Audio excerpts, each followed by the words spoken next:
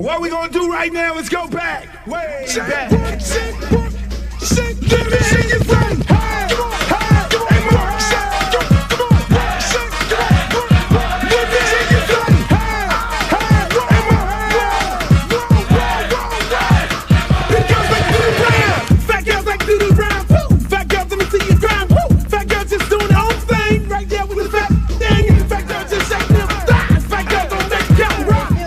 Baby. What's up? I thought you was gonna start hanging out with the big girls again. What is all this trash? Fat girl, hit the ground, hit it up, and hit up, sound. Fat girl just looking so sweet. Fat girl don't make you need them. Fat girl just shake it, don't wait. Big girl, let me see you do a spin. Let go, let me see you touch the ground. Shake it out, take shot, back down. Top beers in the house, burn it all. Work it, work it, work it, work it, big girl, big girl, big girl, big girl, big girl, big girl, big girl, big girl, big girl, big girl, like you around. Fat girl, keep going, don't quit. Fat girl, just move the damn hip. Fat girl, get down, don't stop. Fat girl, wanna see the pop. Shake it, stop, fat girl, shake it fast. Fat girl, nigga, wanna see that? Fat girl, bounce like a pro. Fat girl, go what you know. Fat girl, shake, till you rip through what? On the web, wet, hard, pop through. Loops in the house, y'all know the game. Fat girl, don't have no shame. Shake that back, bounce to the beat. Fat girl, shake it, jiggle like me. St. Louis, back to the top. Like I like to do the rap. Work it, work it, work it, big girl, big girl, big girl, big girl, big girl, big girl, big girl, big girl, big girl, big girl, big girl, like do the rap. Hey, mo, let me hear you say, hey, mo,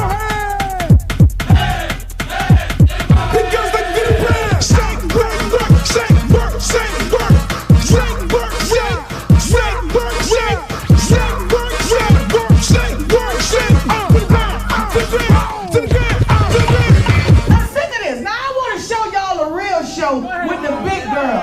Oh, fat girl, brought 3, can't hang with 100% beat. Fat girl, know the happen, don't quit. Fat girl, run like you own it. Put your hands on your hips and grip it.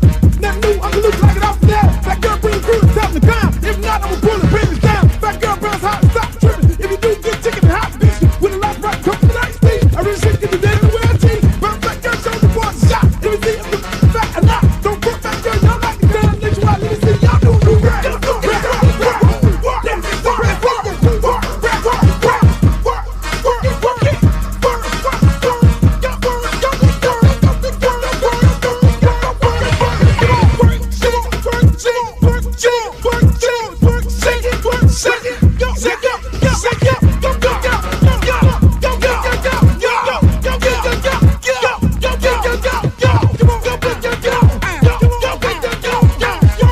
I'm serious. Where you are? Not ever.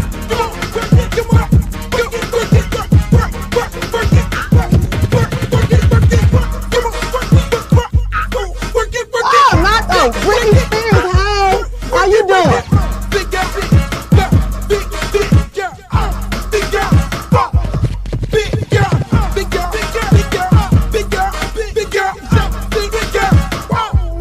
Oh, but ain't the little leprechaun. Girl, your beat is so up. You look a mess. All about the big girls. What about the big girls? Big girl, work it, work it, work. Big girl, work it, work it, work. Big girl, you done suck all the fat off your ass.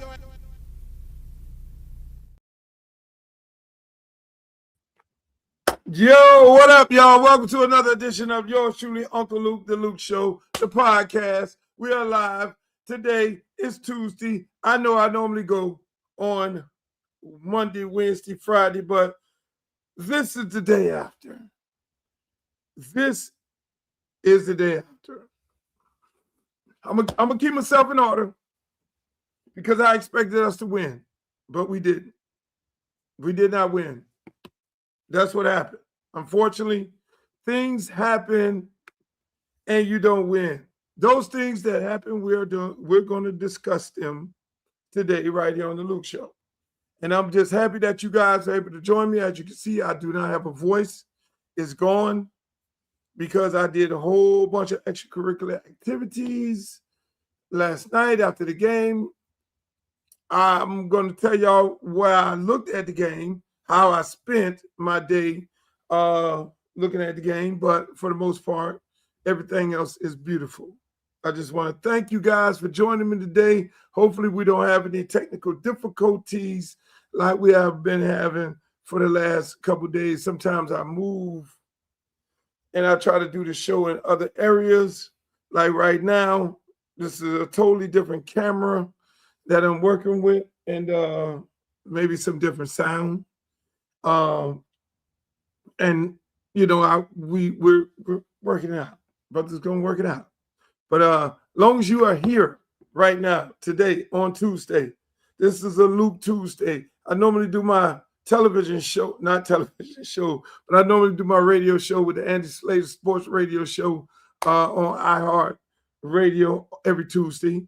You can follow me. You can join me. What's up, Glow? How you doing? I see you over there, Glow. Glow is my regular. She's always here with me. Glow, I got a whole nother camera going here. It's funny. It's funny, man. Listen, I want to thank you guys for joining me on YouTube, Uncle Luke TV. Uncle Luke, don't do it. Don't do it, Danny. Don't start this, Danny. You're throwing me off right now.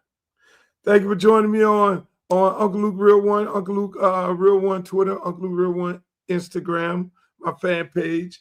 Shouts out to everybody over there on Facebook, on my Facebook page. Make sure on all these pages you like, share, and subscribe. Go in there and tell somebody.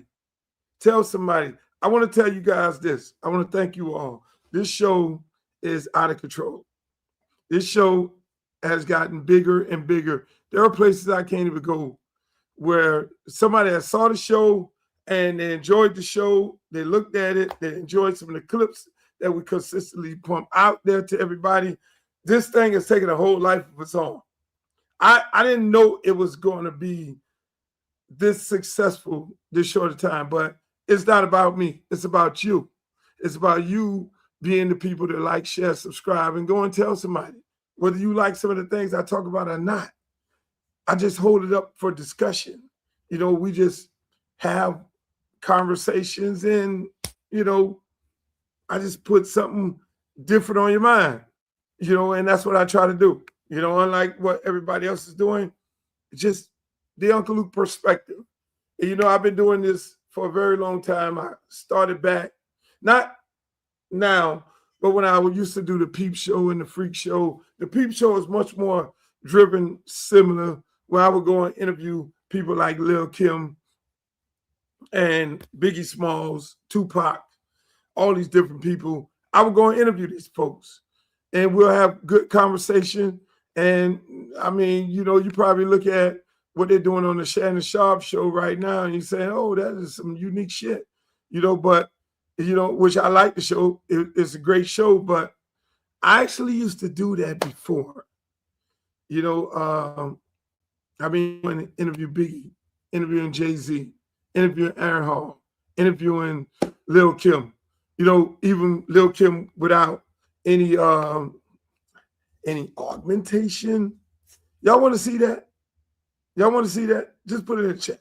You want to see a short clip? No, better, I'm going to show you a short clip of me interviewing Tupac. And I'm going to start bringing some of you all these clips as I go before I get into this entire show, because you know we're going to talk about the University of Miami football. Still got my headband on. We're going to talk about what happened, when it happened. But let me just show you a little clip of some of the interviews I used to do.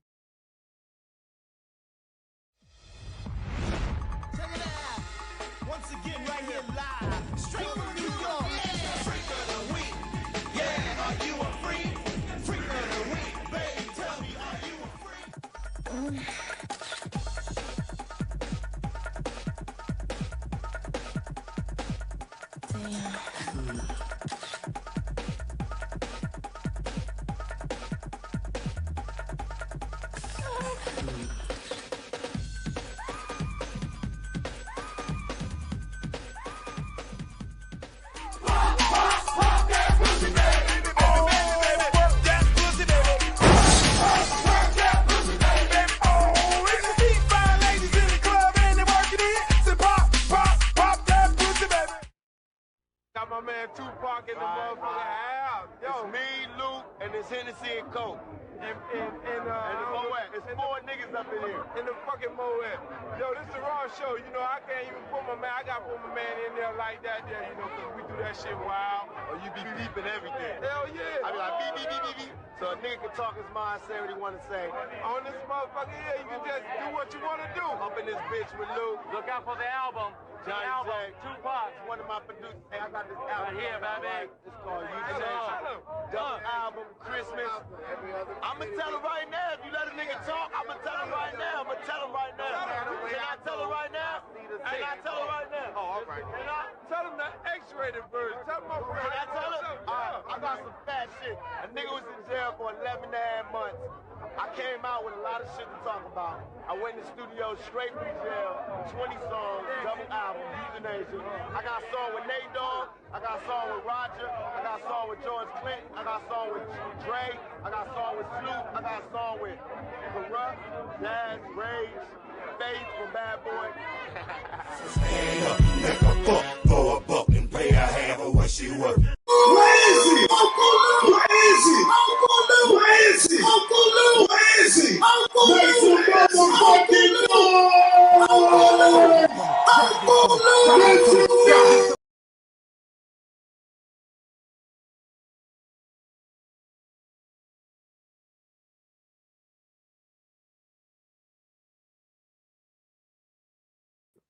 See what I'm saying? I got all of the footage from all of the peep shows. Because if you have been following me through my career, you know I used to do this thing called a peep show. And the peep show was when I used to sit down and do interviews, similar to what Cam Newton and Shannon Sharpe does. But I used to just create the whole scenario. Lil Kim, Tupac, as you saw, fresh out of jail. He said it. That was me, Trick Daddy, Musa Deep, Shane over at, we all went to Vegas. That was right after the beef. That was when when it was straight beef. Right after the beef, it was like, you got to be crazy. You are not going to go and interview Tupac at the 669 Suge Night Club after you and Death Row had this biggest beef and fighting in Jack the Rapper in Atlanta, fighting in Orlando, and you're not going to do that. So the only way you squash beef if you're going to have a conversation with somebody. So we had the conversation before that conversation, and Tupac is my boy. That's why y'all always see, you know, me and Tupac sitting there with my Miami Heat jersey on. That's my guy. So again, we would do these interviews before, and we would sit down and have them. So I got all that stuff in the archives that most of you people have never seen. You never seen the interview with Lil Kim. You never seen the interview, the full interview with Tupac. You never seen the interview. You just saw a clip of me and Jay-Z and the two girls hanky panky. You never seen the interview with Biggie Smalls. You never seen the interview with Big Pun. You never seen a lot of interviews of people that you may not never get to see. And it will bring you full circle as to where we're at right now. Aaron Hall. When Aaron Hall said R. Kelly stole his style, now R. Kelly is saying other people stole his style. So I got all that. We've been there, did that, bought the t-shirt. We used to, I mean, come on, let's keep it a buck. But I love what all the mother brothers are doing. They're not reinventing the wheel, but we're going to show you some clips of that here. But what we try to do is be sports, entertainment, and politics. Most people, you know, couldn't understand this at the beginning. It was like, Luke, what are you doing? Why you just don't stick to sports? You do that good. Luke, why you don't stick to just politics? You do that good. Luke, just do the show on entertainment. No. I said, well, I can't give people all of it. Sports, politics, and entertainment. Because I can sit up here and hold a political conversation with the best of them. Because, again, came from a political background. That's why I started. Fighting the Supreme Court, all politics. Going through every corner of the land. Putting parental advisory stickers on records, all politics. All those things you got to do and all of them, you got to understand the politics of it all, because if you don't understand the politics of it all, then you'll get caught in the trick bag and you'll find yourself spending tons of money with lawyers and not knowing how to defend yourself when they put a camera before your face. That's why right now I'm sitting there contemplating whether or not I'm going to run for Congress, which I'm 90% sure of what direction I'm going to go in. I'm going to do that announcement on February 8th. Big announcement. I'm going to go do some more fact finding and everything and make me an announcement on February 8th, because I really think I need to be doing politics. And on February 8th, if I decide that that's the direction I'm going to go, then I'm going to probably have to end up stop coaching high school football. So that'll be like a couple news stories in itself. But I will not stop doing this podcast, regardless of whether I do either or, because I think this is important for us to have a different kind of conversation about different things that are going on in the world, because a lot of people have these conversations about some of the things that's happening in this world, and we don't really agree. Most of the stuff I talk about comes from the barbershop. For instance, like the big beef with Nicki Minaj and Don Lemon. We'll talk about that here on the show. We'll have that conversation. You know, also, University of Miami, what happened? What didn't happen? Why didn't we win? All those things. I'll give you my take. Some people ain't going to like some of the things I may have to say, but I'm going to say it. You know, I got in this big conversation, which will segue into that conversation with this guy, Mike Ryan, on the Dan Levitar show. I was supposed to actually go do Dan Levitar's show. Shouts out to Dan. Tried to get me there. He don't know. Right now, he'll probably find out on the show why I didn't go, because I got a real serious problem with the guy, his co-host, Mike Ryan, on the show. I think about it. You know, my dad always told me, fools rush in where wise men never go. So if I know I'm going to go to a show or someplace where I'm going to probably end up doing something that I'm going to regret, then I don't go. That's a fool. Fools rush in where wise men never go. That's a wise man not being a fool, rushing in someplace where a wise man would never go. So that's why I didn't go to that event. Sorry. I didn't go to Dan Levitar's show. I love Dan. Dan went to my wedding when I was married. And I always respect him. He's always been a good friend of mine. We've always had our time in the sun. But again, that's one thing. I mean, we're going to talk about University of Miami football, the state of the University of Miami football, and bring you back to, and I always want you to go back to some of my other shows, because some of my other shows, you know, I don't speak in the now. I speak now about now things, but then I give you my opinion as to how this thing is going to play out in the future. How some things, whether sports, politics, entertainment, similar to Donald Trump. When Donald Trump parked all those ships outside of Venezuela, I basically said on this show, on this platform, you can go back and look at some of the tapes, that no, it's not going to end well. You do not park that much assets in the front of somebody's front yard and not do something. That's almost like taking a pistol out, pulling the pistol and not shooting it. And we all know the street rule number one. If you pull it, you shoot it. If you don't pull it, then don't shoot it. You feel me? And so when I said that on the show, look, man, they're going to go into Venezuela. I don't know how it's going to be, but at some point they're going to go in there. And at some point, as long as these assets are out in the Caribbean, there's a strong possibility that they're creating another exercise to go into another country.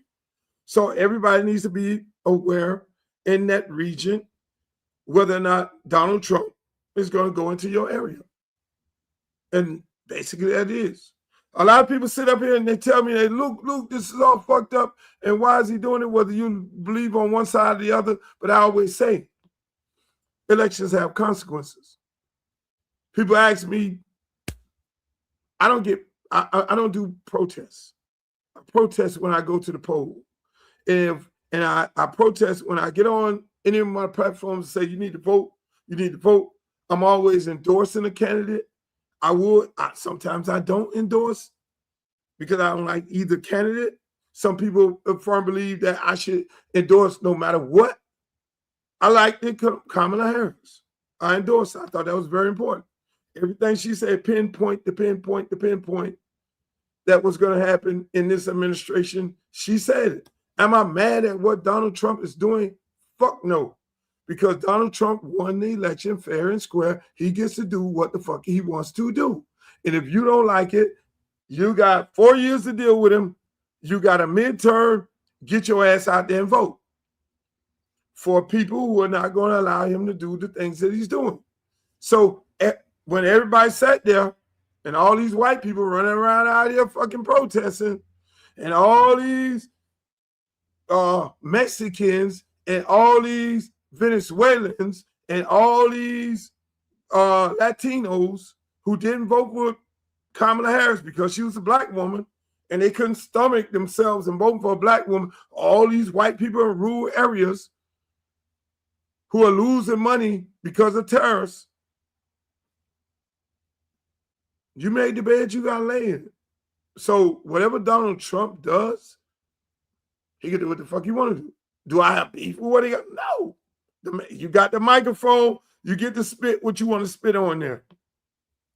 And unfortunately, that is what he's doing.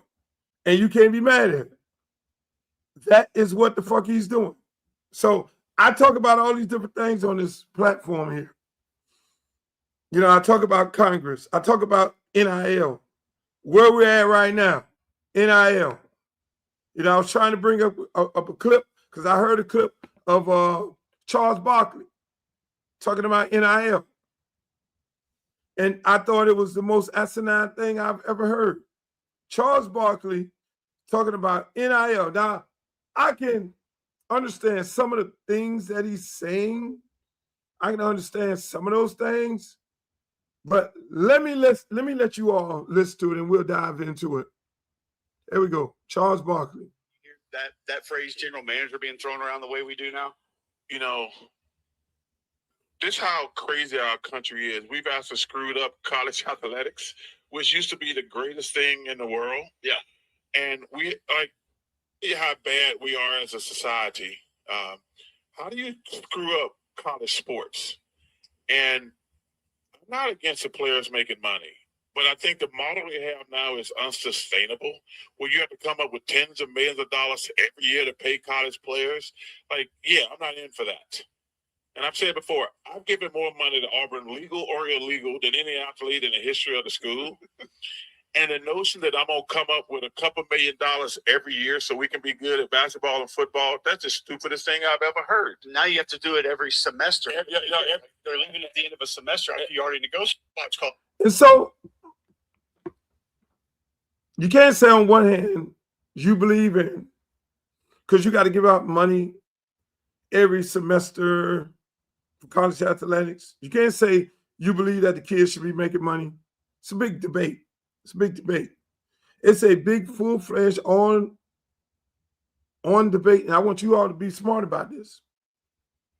Who's making it a big debate? Who created this circus? NCAA. Who took control of the name, image, and likeness?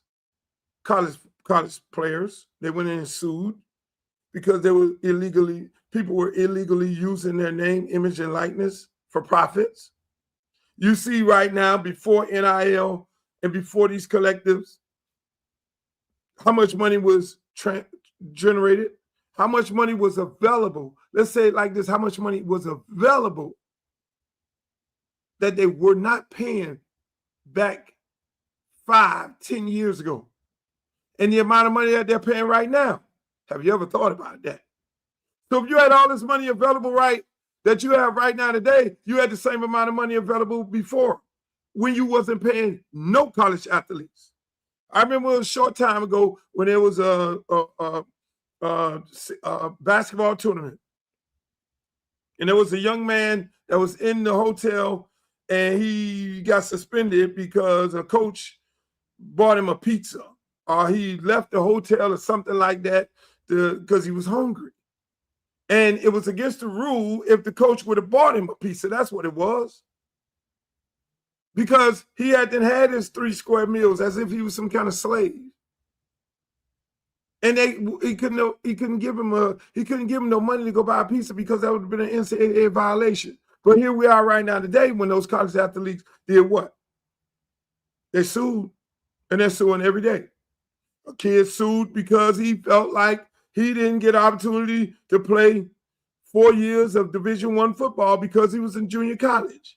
He won. They said right now junior college does not count against your 4 to 5 year eligibility in Division I football or whatever sports, which is right. So these kids are taking it upon themselves to fight back against this big corporation. But then you got guys like Nick Saban who decide that they don't want to coach in this landscape, which is understandable. That's his right. Made enough money, go sit on the TV. But then now all these guys are complaining. You hear Kirby Smart complain. You hear You hear Nick Saban complain. You hear Sarkisian complain. You have everybody complaining about where we're at right now, and then they go grab people like Charles Barkley and have a conversation about them, which complains. But they never talk about how much money these people have been making, how much money is available. So now the big push is to go to Congress and get Congress to create a law, to control NIL in college sports. Now, we're still talking about name, image, and likeness. We're still talking about my name, my image, my likeness. I remember it was a young lady in, I don't know whether it was Ball or it was another young lady, a parent at UCLA. She said, I'm going to pay for my son's college so I can control his name, image, and likeness. So that's where we were going. We were going somewhere before we got here.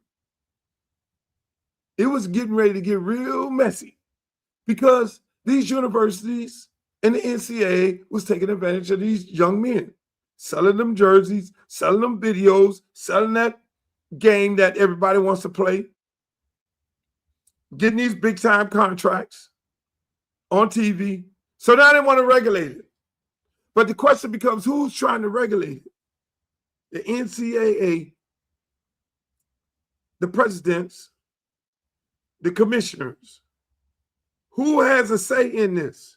The only people have a say in this. And when you see things being pushed consistently through the media, and the media pushes this shit to the forefront, they got Charles Barkley talking about it. Sarkisian talking about it. They got Nick Saban talking about it. They keep pushing this narrative down your throat. It's always a narrative that you got to be very conscious of what you're hearing. But have you heard from the fucking players? Have any players went to Capitol Hill and had a conversation with any elected official like they've sent Nick Saban and other people and college, the chairman of the NCAA and all these damn commissioners going up to Capitol Hill, having a conversation with politicians about what bill they need to create to control NIL, what collective bargaining deal they need to create. Because these institutions, majority of them fall up under what? State rules. So that's where we at. But there's nobody representing the kids. Nobody representing the players. Whether they're black, white, green, purple, whatever, because it affects them all. It's not a black and white thing. It's not just a football thing. It's girls' basketball thing. It's girls' softball thing. It's boys' basketball. It's boys' football. Soccer. It's all of the above. Swimming, you name it. There's these kids' name, image, and likeness, but you don't see them pushing an individual from the other side. What are the players? How do the players feel about this? You have no agency. The players don't have a union. They don't have a union president that they can speak to. They can go defend their rights up on Capitol Hill, go and lobby. They don't have nobody. So they feel like this is the right time that they could take advantage of the situation. So that's where we at when it comes to that. So we had those kind of conversations right here on this particular show. Shit that you don't hear on a regular basis because I am not represented by CAA. Unfortunately, I'm not represented by CAA. I'm represented by Universal Attractions. Those are my agents. So they don't fucking tell me what to do. Nobody tells me what to do. It's just that simple. So ladies and gentlemen, this is where we at. Let's start it off.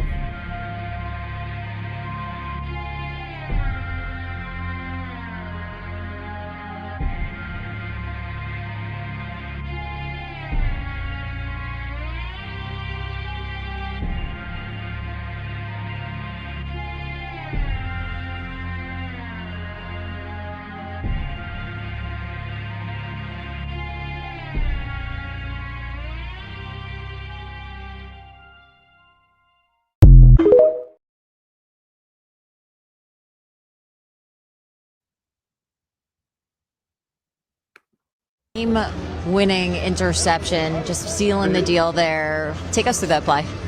So we were in cover 2 that play, and it was 3-by-1, and I had the single receiver to my side. And my coach always told us when we got the single receiver to our side, I have to carry it if he run a vertical, and that's what he did, and I carried it. And once I seen Carson Beck release the ball, I knew it was mine, and I knew the game was over after I caught it. What did this game mean to you, coming back to your hometown, performing in front of friends and family where you grew up, and then sealing the deal and getting a national title win for the Hoosiers? And this game meant a lot to me, you know. Growing up, I always wanted to be a Miami Hurricane. I always wanted to play in a Dolphin Stadium, as you can see. And, you know, they didn't recruit me, so I just took that, brought it on the field, brought that angle on the field to make a good play to seal the deal for my team. So I started right there. When I'm getting into this UM football, I know most of y'all are sitting there waiting for it. I started right there because I've said on this show on numerous occasions on different platforms, in these playoffs, we have to beat players that are from South Florida, whether it's Dade, Brown, Palm Beach County. We have to beat our own. We had Jeremiah Smith, Dade County. We had to beat him. Running back from Texas A&M. Several other kids on Texas A&M team, we had to beat them.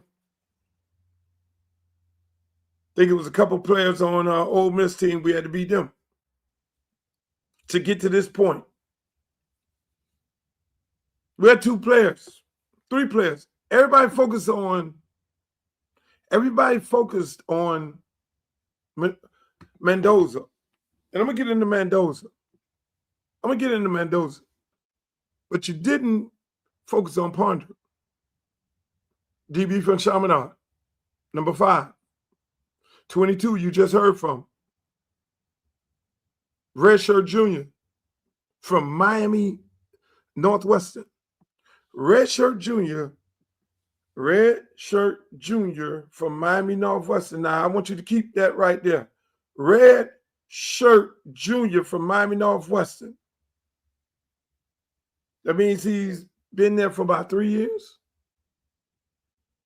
That means he was going to Indiana or some college, when we were recruiting and supposedly not have any DBs, which is the reason why we fired the last defensive coordinator, because last year we did not have any DBs in the room. And he asked Mario and Dennis Smith for some DBs, and they came out and admitted that they didn't give him the DBs that he wanted, but then we got a boatload of DBs this year. Table that. He should have been playing for the University of Miami if they would have recruited him. If they did a proper evaluation of him, he would have been playing at the University of Miami. Both young men All three young men played significant roles. This young man intercepted the game-winning, the game-sealing interception. He intercepted that. They locked down both of our receivers. It got so bad. Ponder took the interception last week from Oregon in the second play of the game. Another kid. Recruited here, never recruited here in Miami, Florida. Never got an opportunity.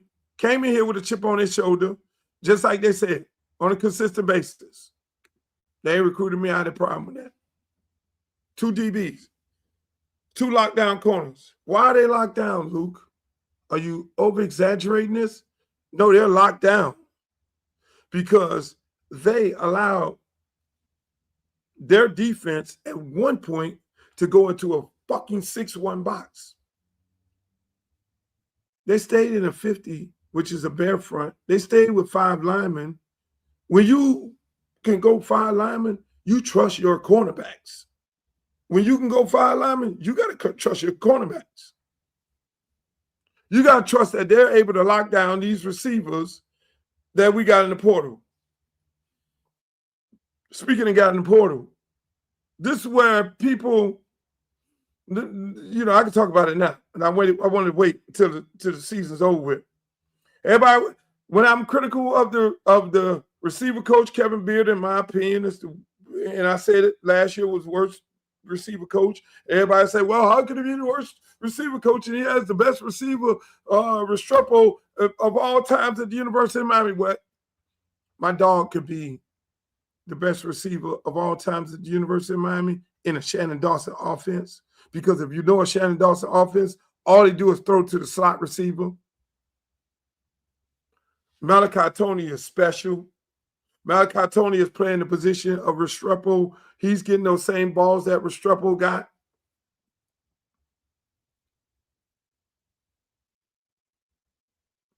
Where's the development? Every year we go into the portal, we go get 0. I'm not calling them kids' name. We go get 0, we go get 7.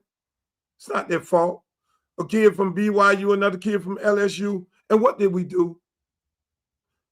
If Kevin Beard is so much of a gangster at developing, and everybody want to give him credit for Malachi Tony, which is no fucking way in the world I will sit here and allow that to happen. Malachi Tony got developed by his daddy, Antonio Brown, and not the crazy one. His name is Daylock. He played for West Virginia. You go to his Instagram page, he will show you his son being developed by him as a little baby in the park. He played for West Virginia. He played for Miami Central. He played for goddamn Washington Redskins, where they were the Redskins. You go look up his daddy film on all those different situations, and you will see Malachi Tony in the flesh, in his daddy. You go pull up the Central film highlight of his daddy, and you will see Malachi Tony. You go pull up his film at West Virginia, you will see Malachi Tony. So don't give me this bullshit about Kevin Beard fucking developing no damn Malachi Tony. Just got there. JoJo been there 2 years. Ray been there 2 years. So everybody just knew it was going to be Luke is going after this clown because of Ray, because Ray played for him. Nope, because I strategically never mentioned Ray name. I looked at facts. I always look at facts. Number 1 receiver from Alabama. He came from the University of Miami. Number 1 receiver at Georgia. He came from the University of Miami. All these guys jumped in the portal and fucking hauled ass because they didn't want to have anything to do with Kevin Beard. Kevin Beard just got a contract. He was the last motherfucker to get a contract at the University of Miami on the staff. because of lack of development. When you got to go in the portal every year to go get 2 starters, you get the number 3. How the fuck can the number 3 targeted receiver at BYU all of a sudden be the number 1 receiver at the University of Miami over JoJo and Ray Ray and Josh? Really? How could the number 3 receiver at LSU all of a sudden come into Miami and all of a sudden he's the number 1 receiver over JoJo, Ray Ray, and Josh? But mind you, going back to where we at right here, if you're doing all this development, last time I checked, here we go. Last time I checked, can't pull it up. How tall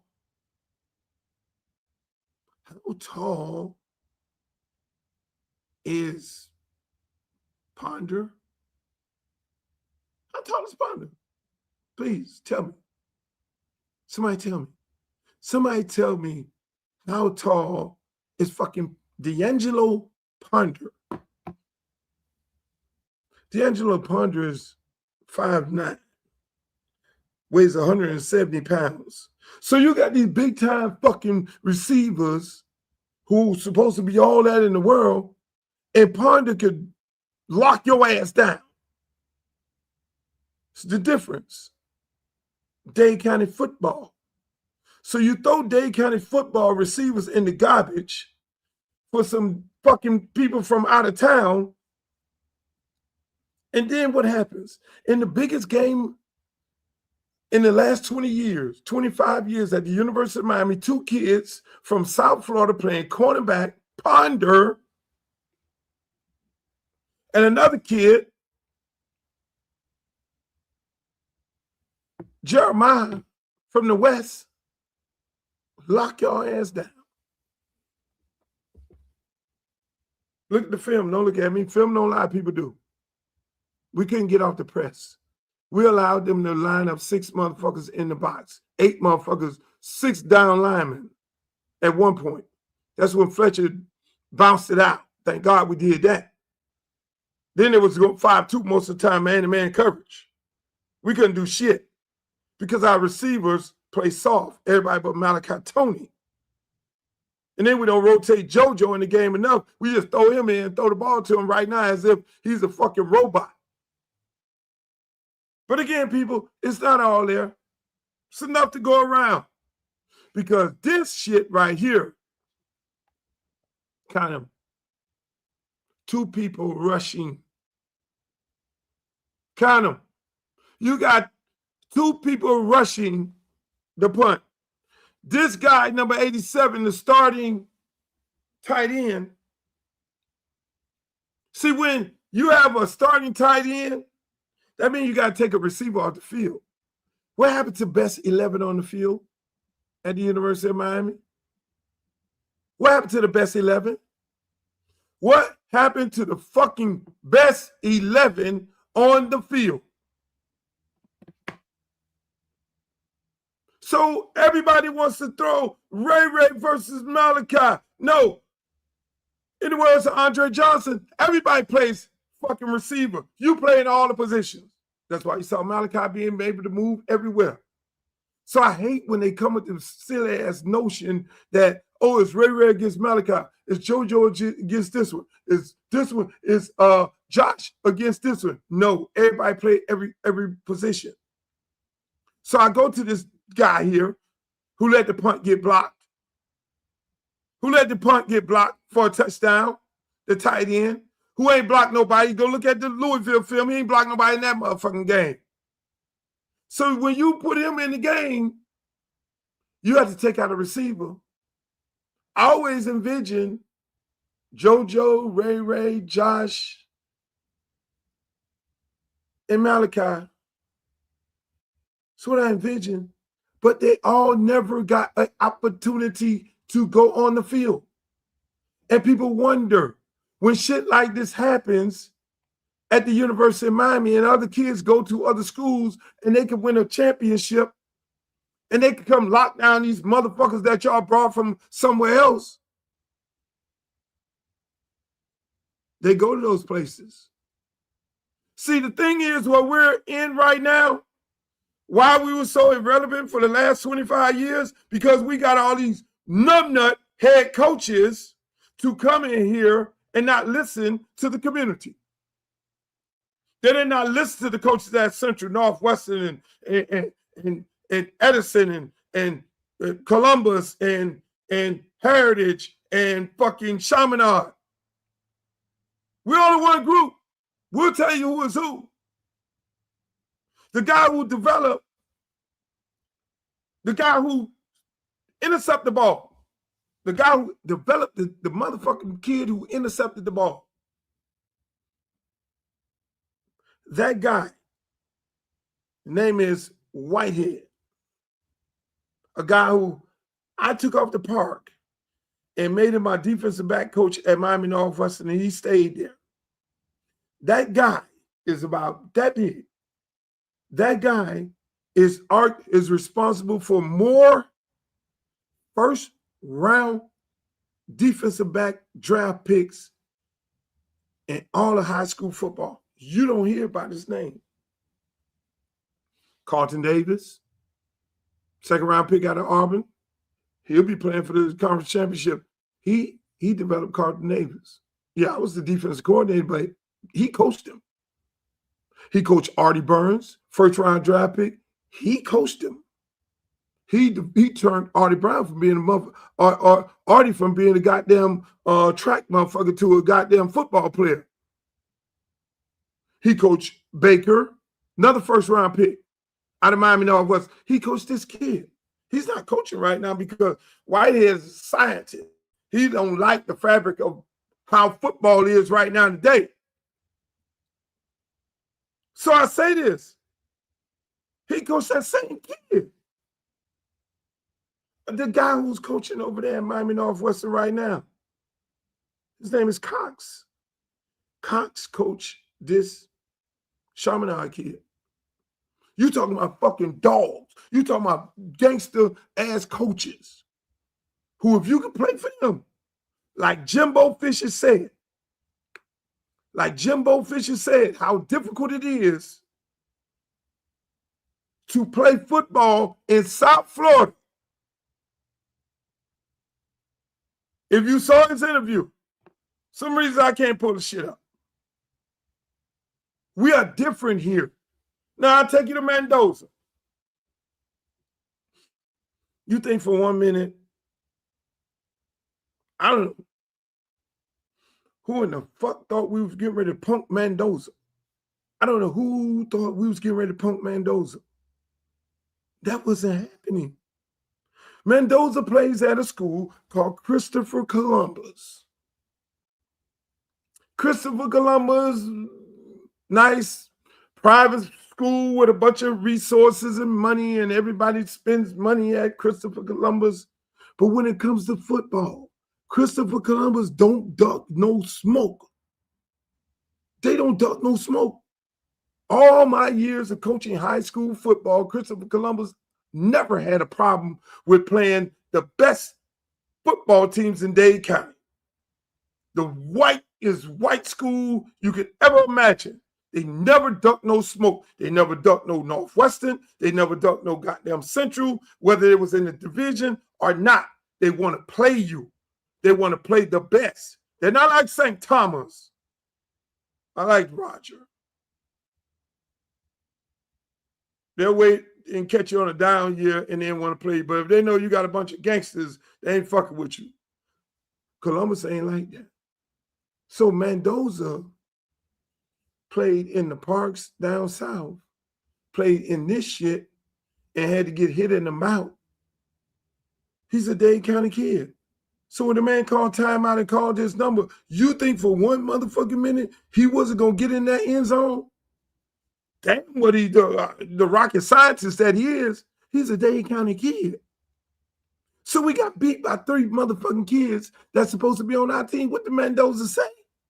He was alluding to it all the time leading up to this game, but he didn't want it to be bulletin board material. He didn't want it to distract. The kid said he didn't want to distract from the game itself to make it about him, coming back, and him being fucked over by University of Miami, and him not being a kid that wanted a preferred walk-on, and they didn't give him a walk-on. He never said that until the other night. They mentioned in the telecast that the dad said that Miami did call him up, and when he got in the portal, and he was like, no, his dad was like, no, we ain't have no parts of that shit.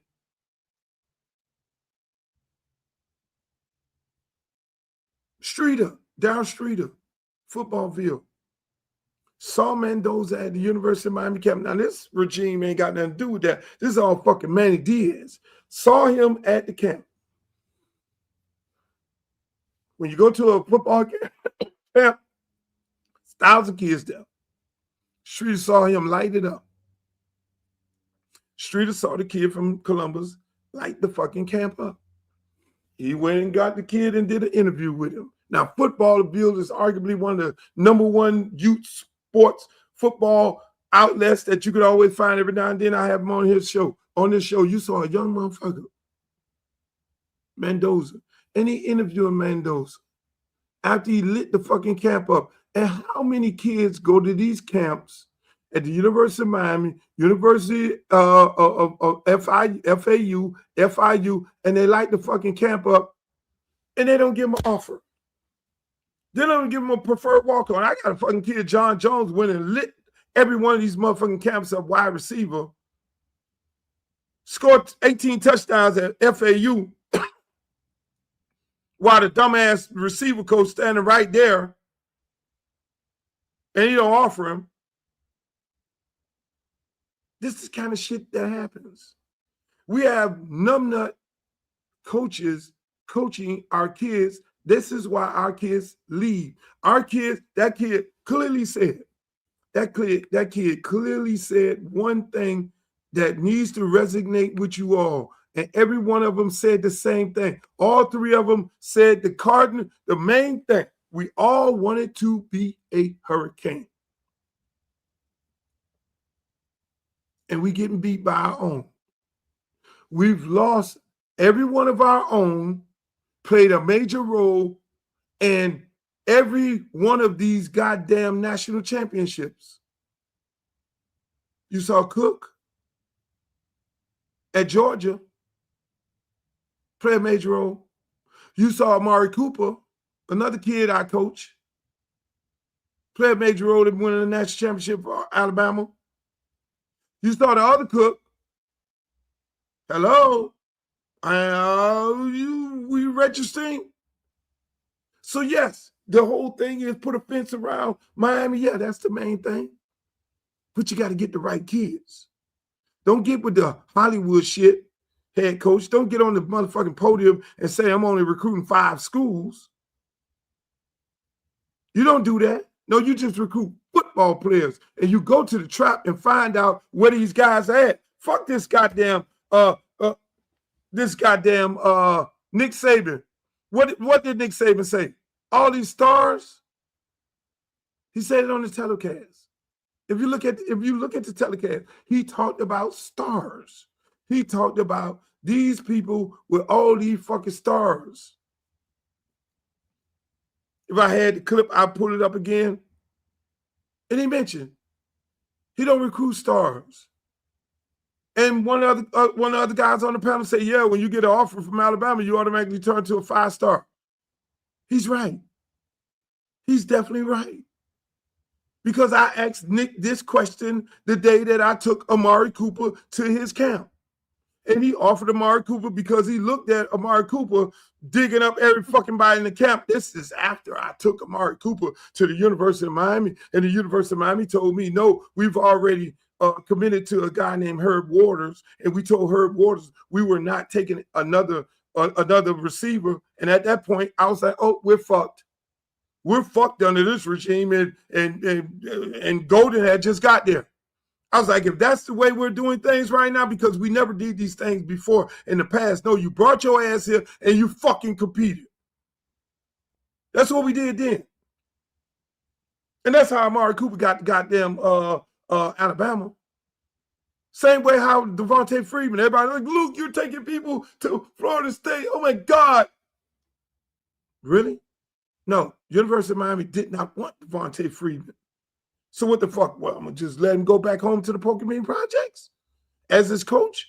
I'm going to just, oh, Miami don't want you. Oh, my God, you just can't play any football anymore. If they don't want you, you don't play. They only have 25 scholarships. You don't want you, you don't play. You just go to the Pokemon Projects and we'll get you a job in corrections or some shit like that. No, motherfucker. As a responsible head coach, you got to get the motherfucker to another goddamn school. You got to get the kid to another school. And you both down the highway, and then Jimbo Fisher's like, I like him. And then what happens? The kid goes on to win national championship, get drafted to the Atlanta Falcons, then do what? Straight out of the Pokemon Project, ends up being the number one highest paid running back in the NFL. We do that because we misevaluate. And so nowadays, we will be playing against our own people. Every year going forward, we'll be playing against our own kids. So when we take and throw our kids in the garbage on our team and bring in the number 3 receiver from BYU and replace him with the Ray and JoJo, damn LSU, and replace him with the players that we fucking recruited in the same class that goddamn Ruben Baines came in, because all of them are producing, you'll get these results. You don't evaluate these kids who are 5'9", who got dog mentality, who comes to your camp and lock a bitch down, and you let them leave, then they beat your ass, so be it. They'll find a home. They will find a fucking home. They will find a home. They will go someplace. They will play football. And God bless, God help you when they goddamn show up on the scene. Because they will be saying the same thing like this young man said right here the other night. Game-winning interception, just sealing the deal there. Take us through that play. So we were in cover 2 that play, and it was 3-by-1, and I had the single receiver to my side. And my coach always told us when we got the single receiver to our side, I have to carry it if he run a vertical, and that's what he did, and I carried it. And once I seen Carson Beck release the ball, I knew it was mine, and I knew the game was over after I caught it. What did this game mean to you, coming back to your hometown, performing in front of friends and family where you grew up, and then sealing the deal and getting a national title win for the Hoosiers? And this game meant a lot to me, you know. Growing up, I always wanted to be a Miami Hurricane. I always wanted to play in a Dolphin Stadium. I always wanted to be a Miami Hurricane. Now, mind you, he's 6'1". So all this bullshit that they put off on DeAngelo that, oh, he's 5'9", he's 6'1". Coached by, in my opinion, the best defensive back coach in the history of high school football in the state of Florida. And you guys get these preconceived notions about kids in the inner city.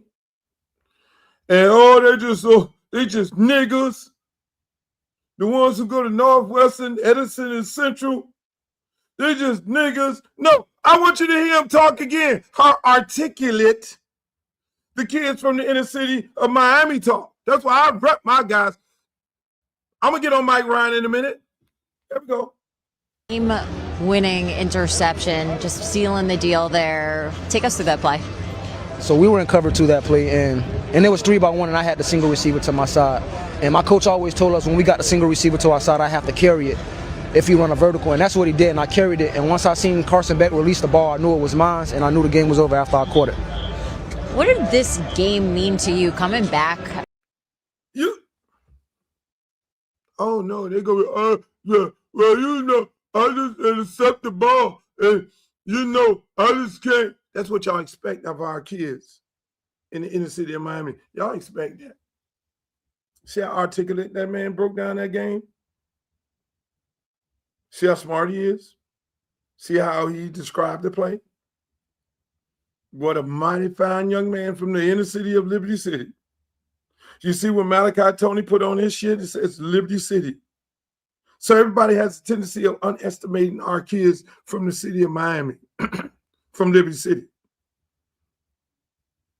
everybody's supposed to be such a brainchild when they're in the private schools. Not necessarily. There's a lot of kids that leave the inner city schools to go to the private schools so they can act a goddamn fool. Because when they're in the inner city school, they can't act a goddamn fool. They go around to all little white kids and they act a goddamn fool. Not all of them. But this is my point. Then it puts us in a position where we're looking like this at the end of the game.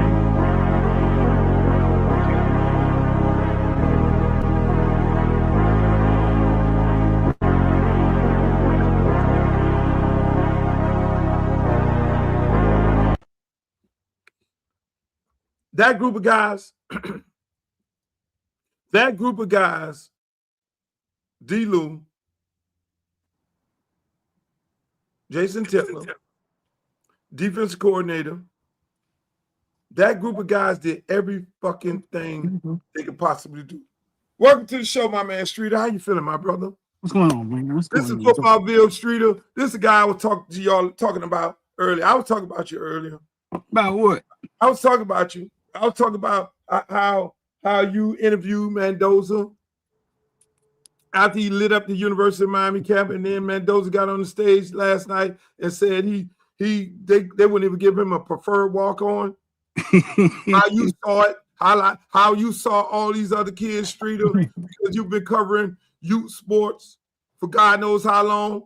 How you saw fucking Jeremiah Smith, how you saw Dalvin Cook, how you saw goddamn JoJo, how you saw all these kids, and you, because of the gift that God gave you to know talent and know kids that's exceptionally well, you saw fucking Mendoza at the camp. And if people don't know how camps are 1,000 kids running around all over the place.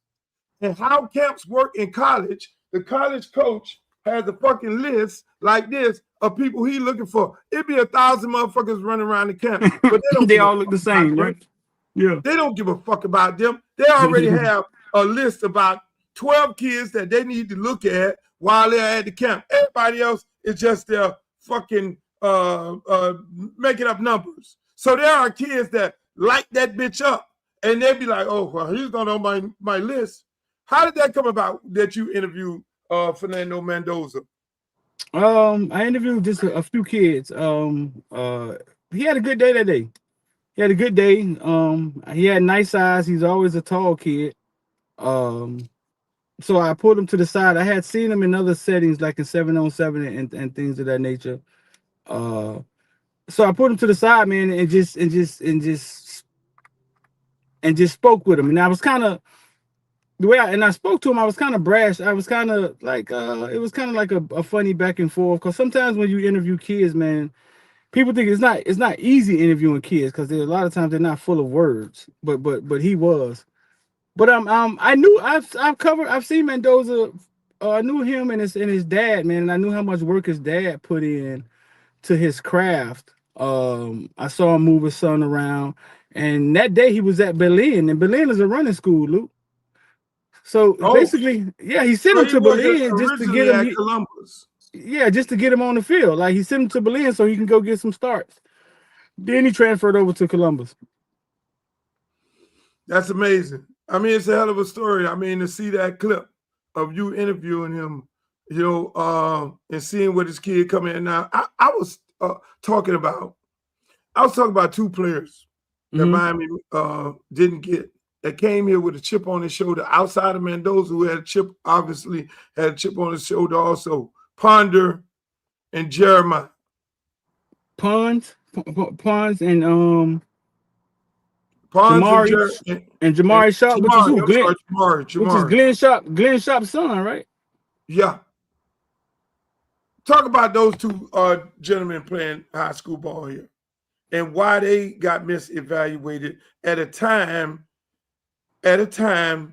where they would be playing right now, obviously, and we wouldn't have had to do a big ass wholesale change on the defensive backs this year. This year we got a shitload of guys in the portal because we didn't have no DBs last year.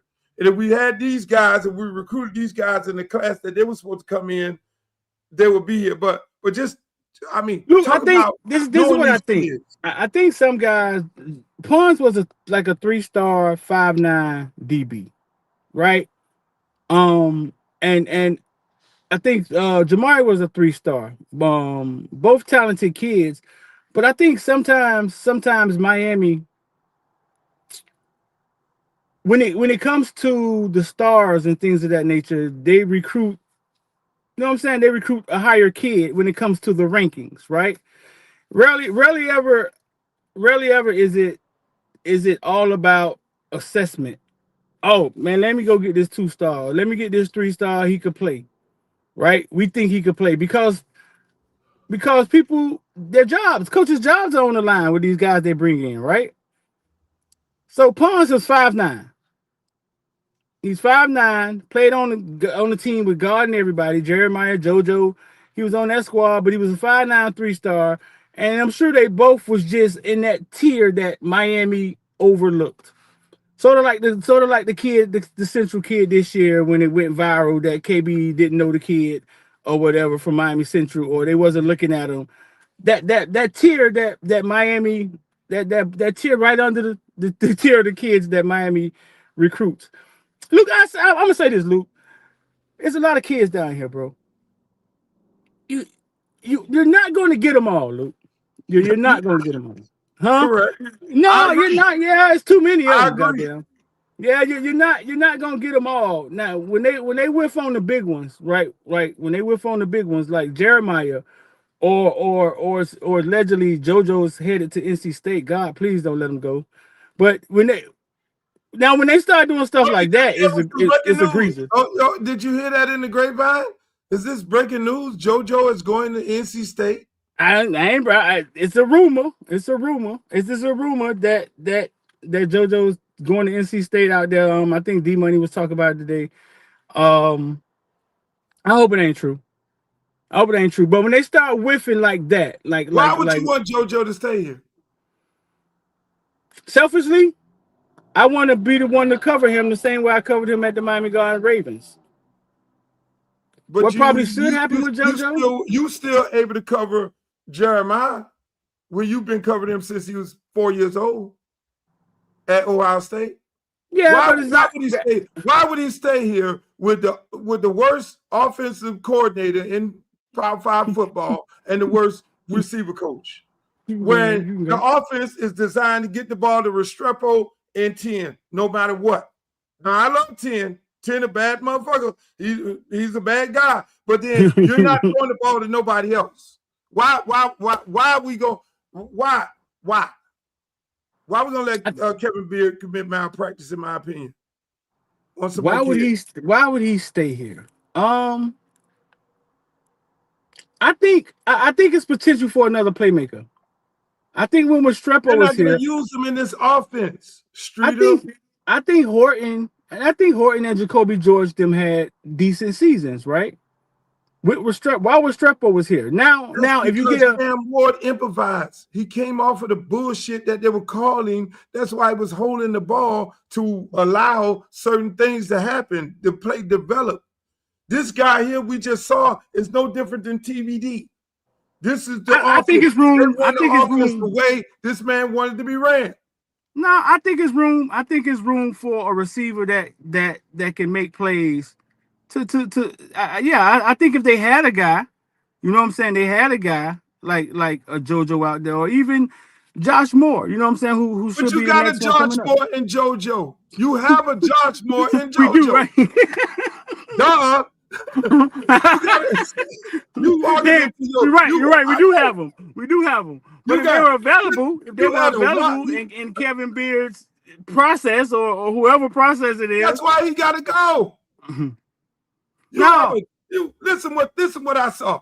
You had Josh Moore, and I talked about this on the Villains. And make sure if y'all need to go be a member of the Streeters Villains, you get exclusive information before he even put it out on Footballville. I mean, hey, y'all might need to do that. And then subscribe to his page. This is what I saw when I went to practice. I saw a big ass number 3. I saw a fucking young boy Malachi catching everything that moved and wiggling, getting missing. I saw a Ray. I saw a goddamn JoJo. I was like, shit, them the motherfuckers. Man, we coming in this year talking about we ain't got no experience. I said, no, we're faster. We're faster, and these dudes can go. These fucking guys can go. But then we get in the season, then we go get some motherfucker from the all boys school. Where if you screw a girl, then your ass is gonna get kicked off the team. And then we go, third tier. He's a third option. We went and got third options to replace kids from Dade County. What the fuck does that make sense?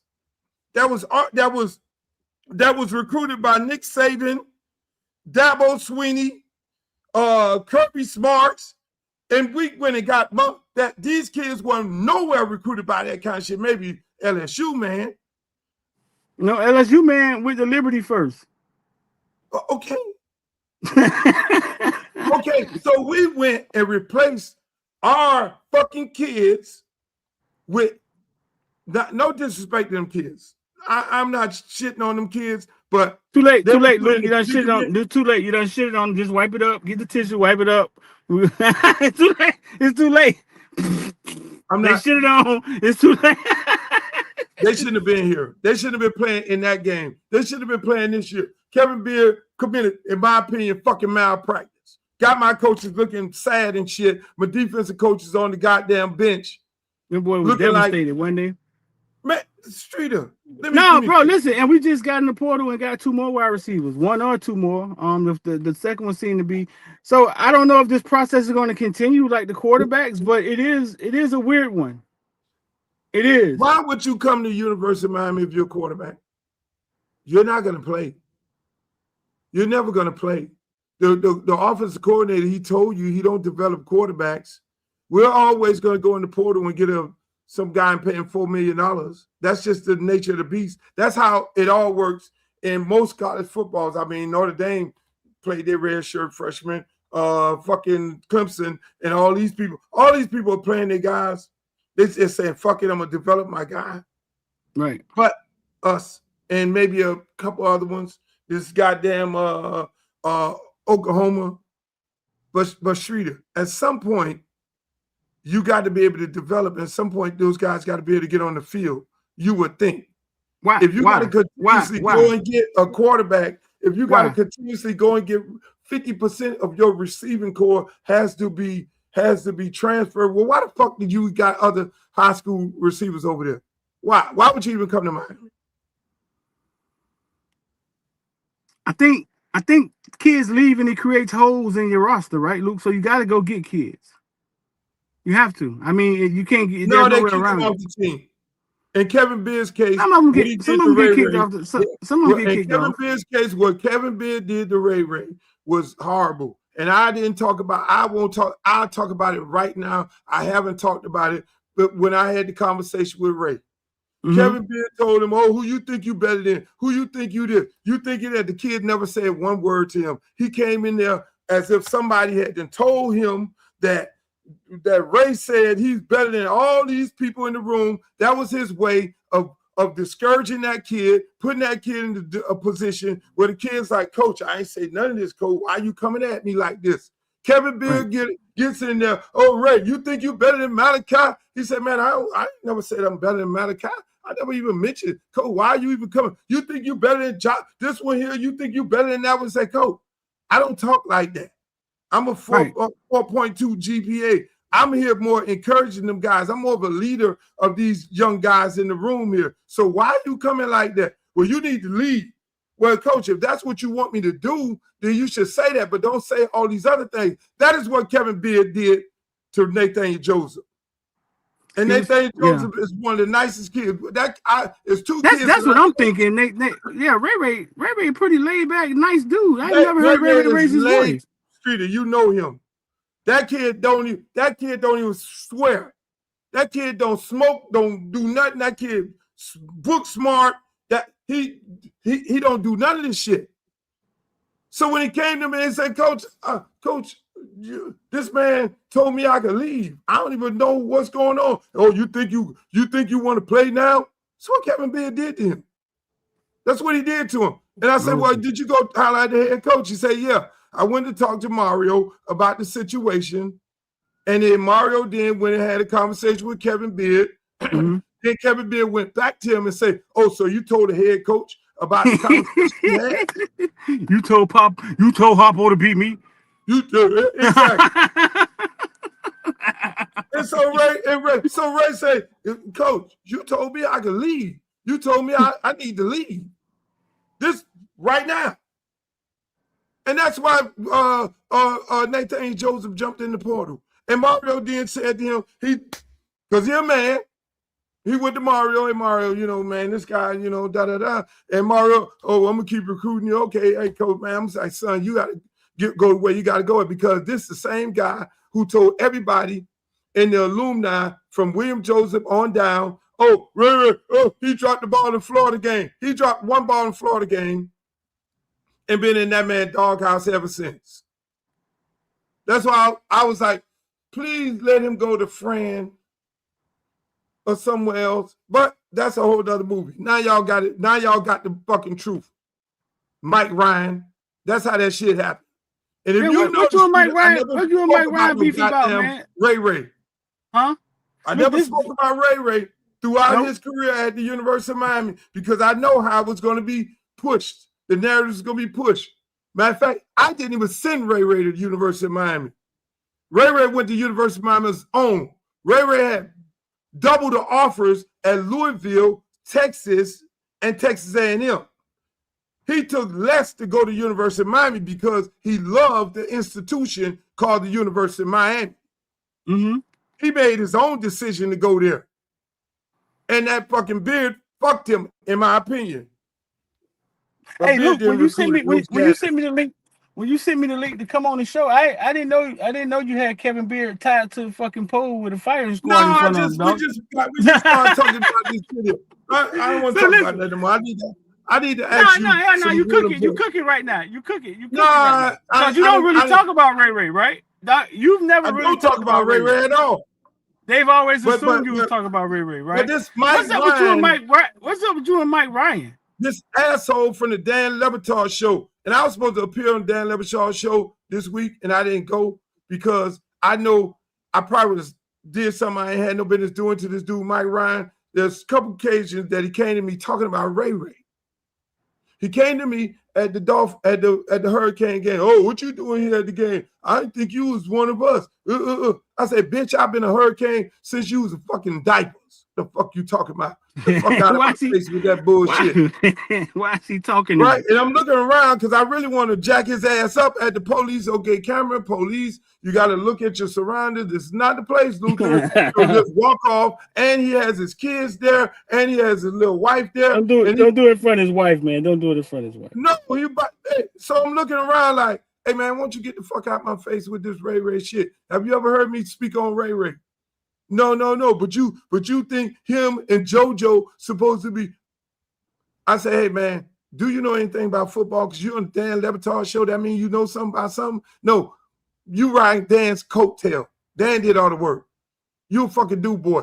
Then we go to the Adidas event the other night, and I'm speaking to one of the top executive of Adidas in the room. I'm talking to him on some shit directed toward the community and some things that we need to be doing in this professional setting. And this motherfucker comes up while I'm talking to this guy and start talking about the same shit. So I'm sitting there and I'm looking, hey, Mike, this ain't the time and place for that, boss.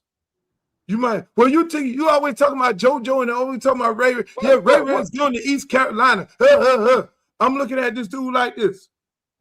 What's up with so him, Luke? I'm sitting there, mind you, the next day I'm supposed to go to Dan Le Batard show. I ain't called Dan, tell him nothing right now.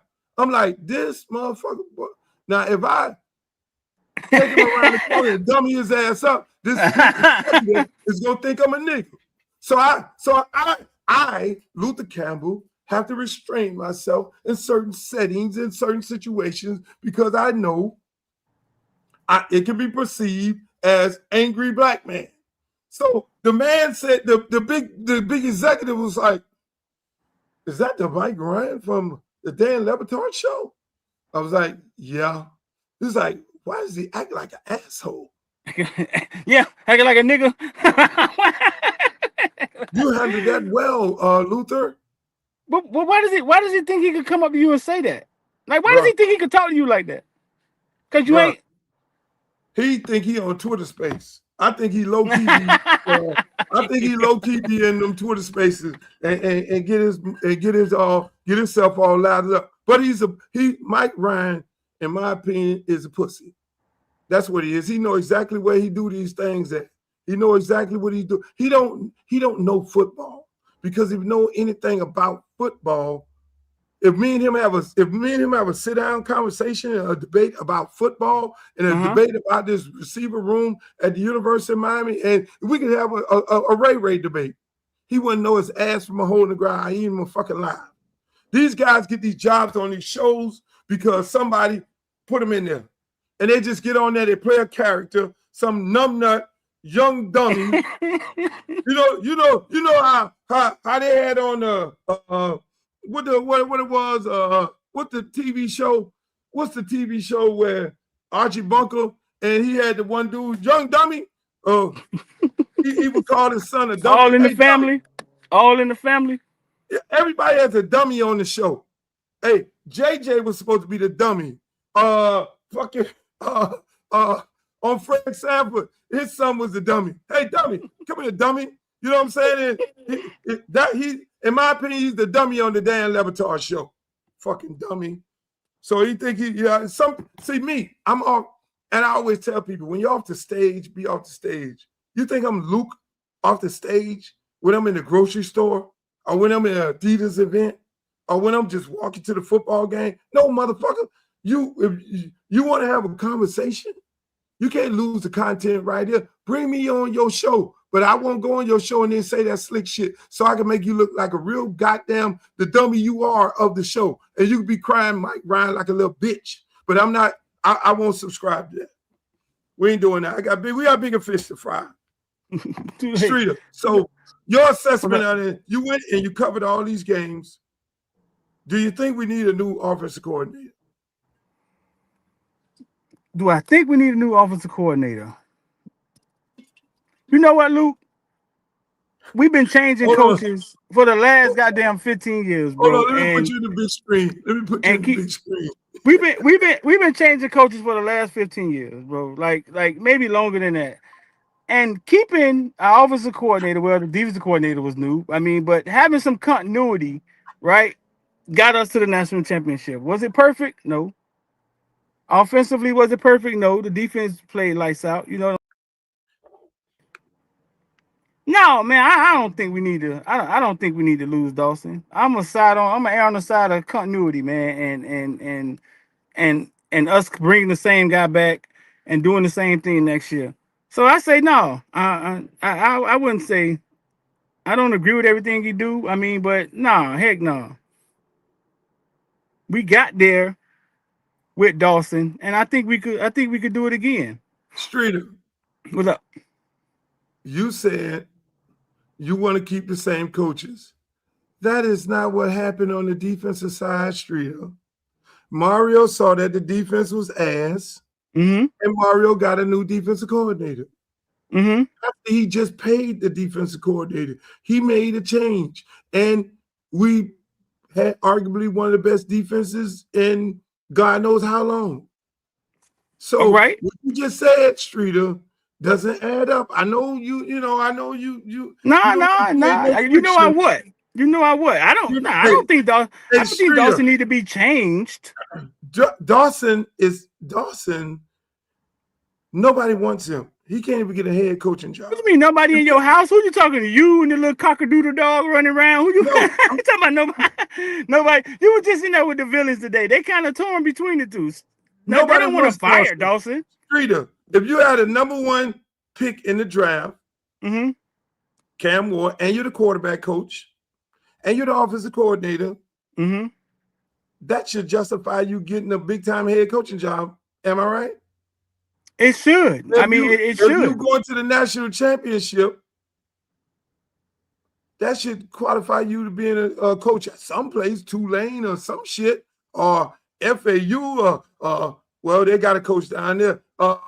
FIU, well, Willie Simmons, he's not better than Willie Simmons calling plays. He's not better than FAU coach calling plays, or some fucking where. That should get you somewhere. It should. Maybe he's comfortable. I mean, that could have got you to start when Charles Huff left Mississippi. Ain't he from Mississippi? Some motherfucking well. He could have went to La Tech or something. Maybe he comfortable. Maybe he comfortable. Streeter, everybody, they're being nice on TV, but they're indirectly saying our offense is ass. Our offense has been bailed out numerous times by the damn defense. And that's why I feel so sorry for the defensive coordinator and D-Lou and goddamn fucking Will I Am back there and damn Jason Taylor. Them motherfuckers coach their ass off all year. Ole Miss shoved it up our ass, and the offense had to bail us out at the end of that game, Luke. Right? What was the score? What do you mean, what was the score? Carson drove us down, and he ran it in the end zone. I was standing in the end zone. He ran it in the end zone to win that game. Who gave him the opportunity? The defense. No, hell no. Defense had just got scored on. Who made the stop? They had just went up. No. That ball was put into the offense's hand. Then Carson drove down and won the game. So a week. My memory he is was given the same situation because the defense he was given the same situation. After they done three and out all motherfucking night, wearing the defense down, yeah, they're gonna bend a little bit. But Street, let me ask you this here. There you go. I want you to see this clip.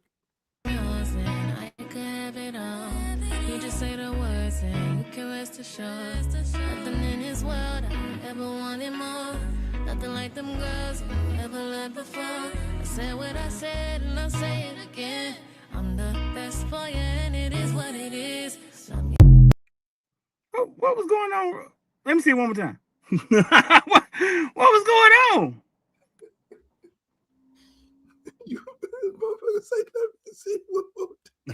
Let me see it one more time. Run that back. Let me see it one more time. Take my glasses off this time. Hold up. What the hell was going on? I could have it all. You just say the words and you can rest assured. Nothing in this world I ever wanted more. Nothing like them girls I ever loved before. I said what I said and I'll say it again.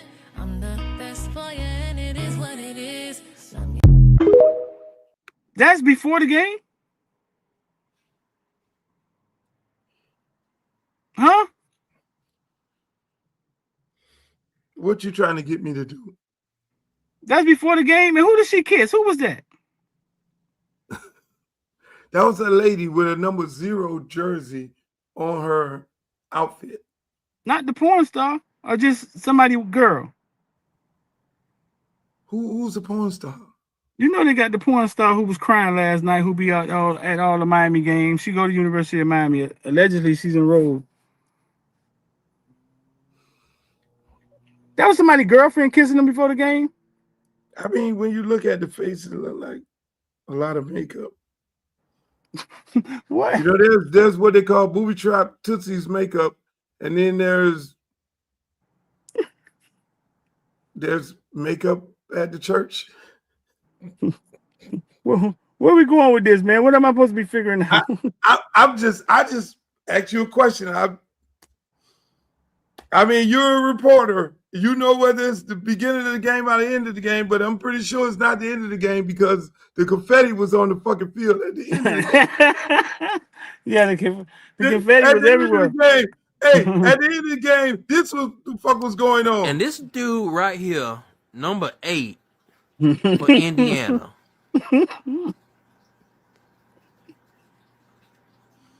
Y'all can't tell me that ain't an NFL player. Like, that's a 40-year-old man.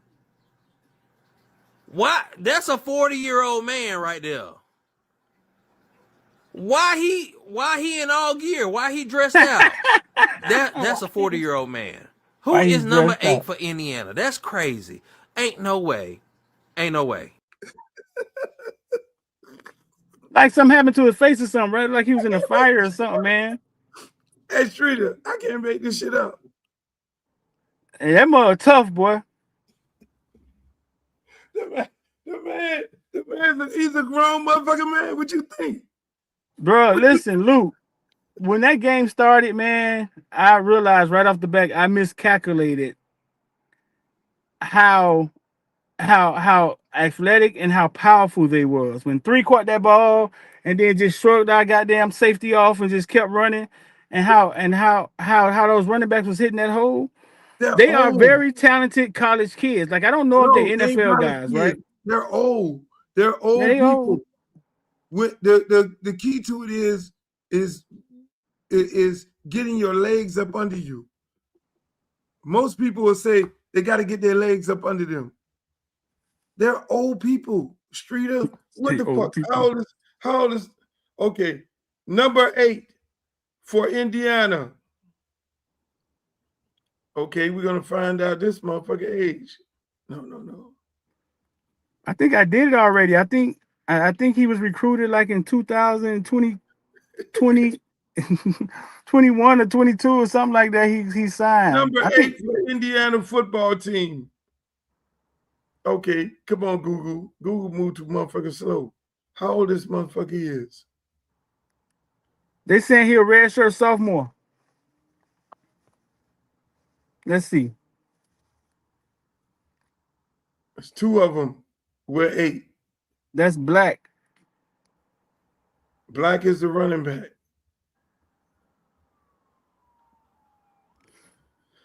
Oh my God. That's Kalen Black. He graduated in.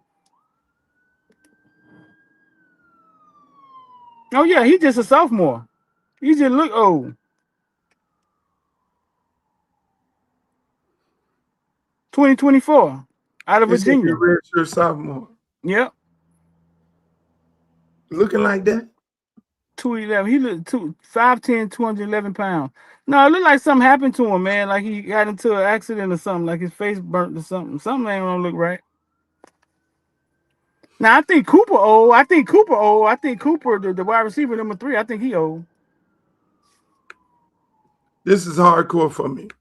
Streeter, when you look at the game, this when you look at the game, right, and you see this, did you think this was the most important part, one of the most important plays of the game? For this guy, 87, the tight end, to miss that block. When there's 2 people rushing, and he just let the man go, and he blocked the punt. Kid from New Jersey.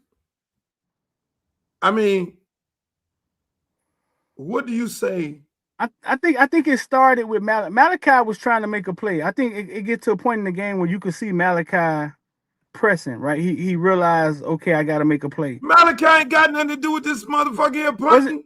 Wasn't that the same sequence where Malachi fielded the ball like within the 5 or 10? No, this is us punting the ball. Right, and I think they stopped us. Correct me if I'm wrong in the track. And I think we went 3 and out, and we had to punt. Correct. Yeah, so I think I can see Malachi, right? I can see him in the game sometimes when he's pressing. He realized that the offense is kind of stalling, and he gotta they say he ran back 20 yards to catch the ball. Okay, right. And he realized he got to make a play. I can tell. I can see when he starts pressing, and it's rightfully so. I think he should fucking try to win. We got no points and 14 yards in the first half, so somebody got to make a play. But then they stopped us, and then 87. I don't know if that was his man or not. It was on his side. Let the dude run in and block the damn punt. But that's what Mally ain't got nothing to do with this. I understand the sequence before, but right here, 87, you got to block this man. You got like it wasn't his man. That was his man. You got the first guy. It had to be his man. He's outside. He has outside protection. The line's supposed to slide because he's punting that direction. That's his guy. That Had guy to be his can be man. right in your face. Man, Luke, 87 be out there doing all type of weird shit, man. But that's the guy. I don't I don't know. You correct. I'm glad you said that. You because do. That's the guy they take off the field for JoJo, Ray, and everybody. Because if his ass was on the bench, because you got fucking you got Mally blocking, 87 got us blowed up on the goal line against damn Louisville. Go look at the tape. Yeah, 87. Dude, when you put the best 11 on the field, that's eliminate the tight end. Right. When you really put the best 11 on the field, Streeter, if you say put the best 11 receivers on the field, no, motherfucker, sit your ass over here. You ain't got to have him out there. Hey, look at man, bring another lineman in like we did in one game. Buddy here tipping balls, man. No, man, 87. And I know Lofton was hurt. I think Lofton got a collapsed lung or something, but 87 been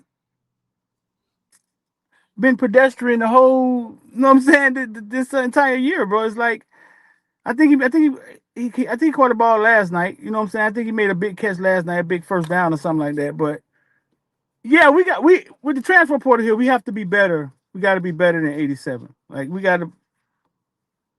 This year at the tight end position, man, we were kind of. Don't tell me he came out the pedestrian. Portal. I think 87 did come out the portal. I think for Tulane, right? Let's see. But he was good at Tulane. All right. Against that kind of competition? I think he came from Tulane. Jesus Christ. He's an older. I think he's an older guy.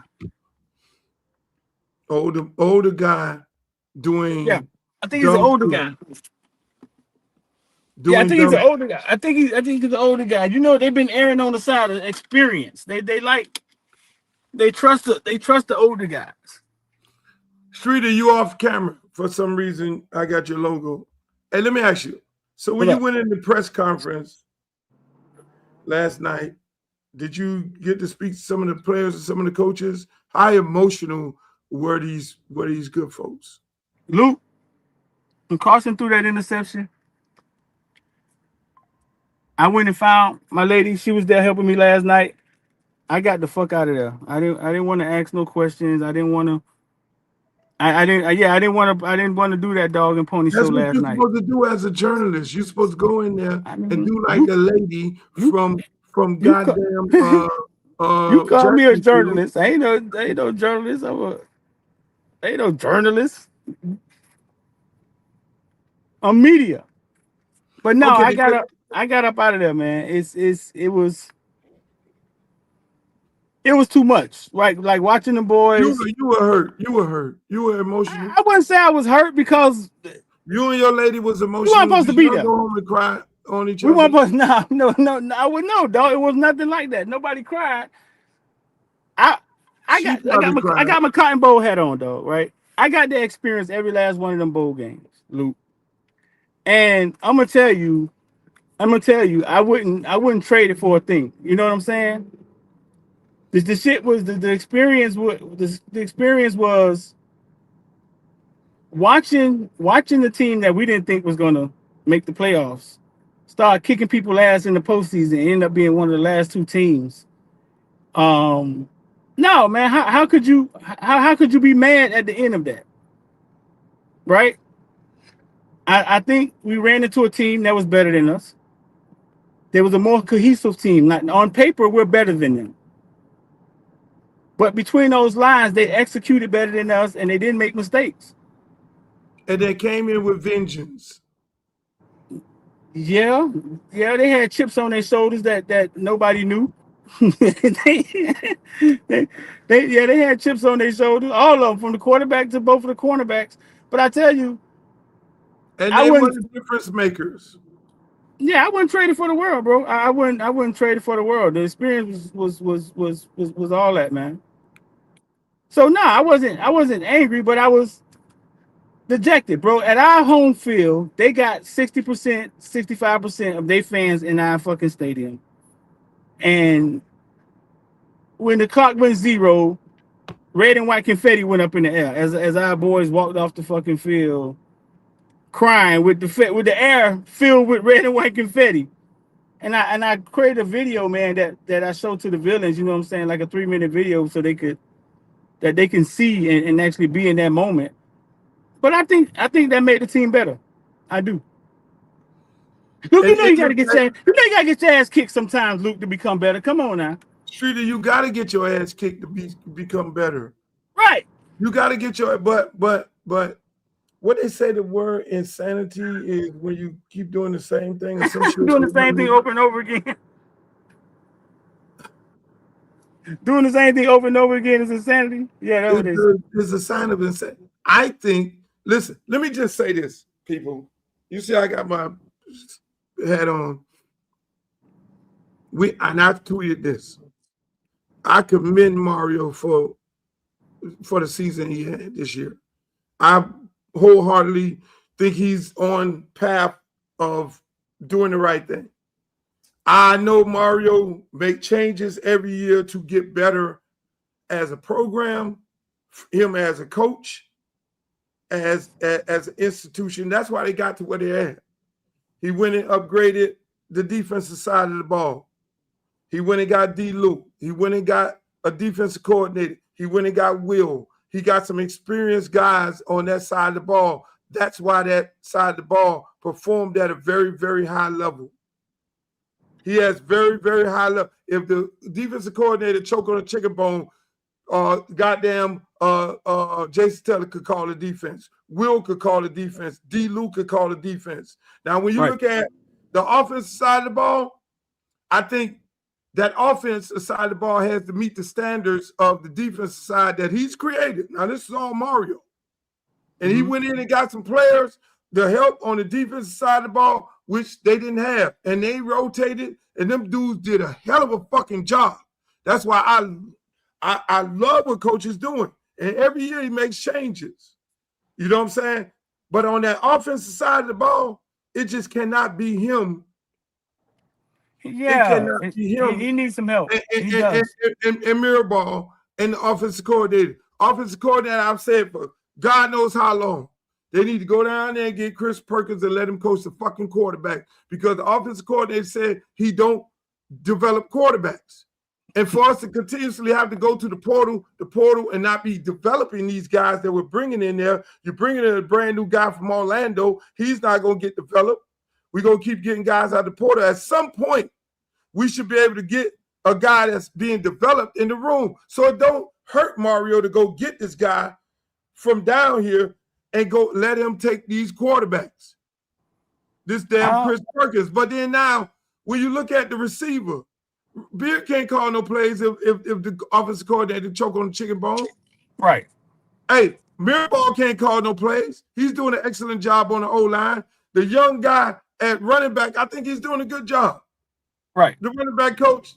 But still, the experience on that side of the ball does not, and the offensive coordinator, he ain't got no help. He ain't got no, I don't, listen.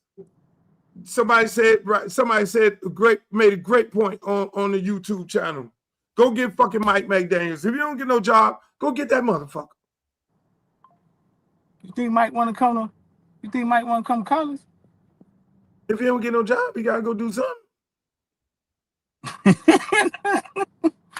I don't know. Austin play calling has been horrendous. It has been a disaster. With the amount of weapons that this man has at his disposal, it absolutely trash. And if Mario don't change that, you're gonna go bring another quarterback in here, and everybody ain't finna be Cam Ward. Cam Ward did some exceptionally well shit in that situation. They need to send Buddy packing. Right. That's what I was gonna say. We're a year removed from the offense bailing the damn defense out all year long, Luke. Streeter, and the offense fucked us in Syracuse. Yeah. in Syracuse game. So don't do that now. Dog, you know, I go, yeah, but Streeter, you upgraded the defense. You got some great pieces, some great coaches over there. You need to do that with the fucking offense. You need to have people in the room that they can respect. They don't respect no beard. They don't respect the young running back coach. They don't hey, Mirabal is doing his job. I'm looking at Mirabal down there talking to the fucking running backs. You know, which they supposed to work together. But you need to go get you some goddamn look at Lane Kiffin and Charlie Weiss. They damn near was in this motherfucking game. Because Lane has a good running back coach, Kevin Smith, Charlie Weiss, offensive coordinator, who handles quarterbacks, and then they got George McDonald, who was here. Who, by the way, George was the one who told me Herb Waters was better than Amari Cooper, but George don't run shit over there. Fucking Lane does. That's a hell of an offensive staff. You got to have that shit. You can't have a bunch of 12-year-olds on your offense and expect your offense to be able to make the adjustments and do what they need to do in the course of a football game. I just keep it a buck. You're right, though. I don't know what happens. If Dawson goes down, I don't know what happens. Thank you. If he go down, who calls the plays? If he get a DUI and they lock his ass up, who calls the plays? Streeter. If Mario got to make a change in the middle of the season because the offense ain't going the right way, who's going to call the plays? That's what you got to ask yourself. They have to have an emergency plan. We just don't know it properly. I know it. We can't put our finger. Hey Luke, man, you can't keep letting Mike Ryan walk up to you in public, dog. This is emergency. You can't keep letting that happen, dog. Hey, Streeter, this right here is the emergency plan. Go get some more plays off of this motherfucker right here. No, I'm not. I can't do that because I'm getting ready. There's a strong possibility I might run for Congress, and they're going to use that against me. And when I'm going on the campaign trail, they're going to be like, y'all get ready to elect. You should have never said that. You should have never said that. Now, next time he going to walk up to me, he going to poke you in the head. Be like, fuck, nigga, what you said? Oh, you should have never said that. It's on now. Y'all getting ready to elect the bully. And then, you know what I'm be like? The people who run against me, they can be like, oh, so y'all want to elect this fucking guy? He is a bully? And I'm be like, yeah. Who I'm getting ready to go up there and deal with a bully? You take a bully to deal with a fucking bully. A bully don't respect a bully don't respect no punk. I'm gonna tell you that. You ain't worried about that, Luke. There's enough video out there you doing crazy shit. You ain't worried about that. You ain't worried about that, man. Hey, you not worried about that. That might help your campaign. Under those circumstances. But hey, man, so your outcome. Like I was saying, I think Mario did a fucking exceptional job with what he had to deal with on offense. I mean, he did some great shit. Great shit. I mean, we had the worst kicker since he's been there. I think I had another year. I mean, hey, special teams got to get cleaned up because that fucked us up. Which, you know, the kicker and the block punt, it's not a sense of urgency. But I think in that department, he needs to go ahead and clean up some stuff over there. Get him some more guys with a lot of experience over there, and get him a guy to coach some quarterbacks, and get him a good analyst, get him a good experienced head coach analyst over there if he plans on keeping Dawson, because he needs to have somebody else to have a conversation with him. It can't be him and Mirabal talking to him because that shit look like ass. I'm just gonna keep it a buck. The offense, the defense been pulling them out. And all we're gonna do is continue getting the same, it's gonna be the same shit. But strength and conditioning does work. And the difference between old motherfucking players and young players, you saw that shit. The motherfuckers were running through us. They took our little they was tough. They running backs was punishing us, man. But you know, and I want people to go, you know, I always say shit on here. I want people to go, if there was one criticism of the defense, which I don't like criticizing the defense. Look at that. This motherfucker talking about election. Hey, he talking about election night in Booby Trap. Listen, man, I could not load up on here because I wanted to show y'all my time at Booby. Everybody in town was all miserable and shit, but me and the people from Booby Trap, we weren't fucking miserable. We wasn't miserable at all. We were partying our ass off. And if I could just show you, man, look at this. Look at this.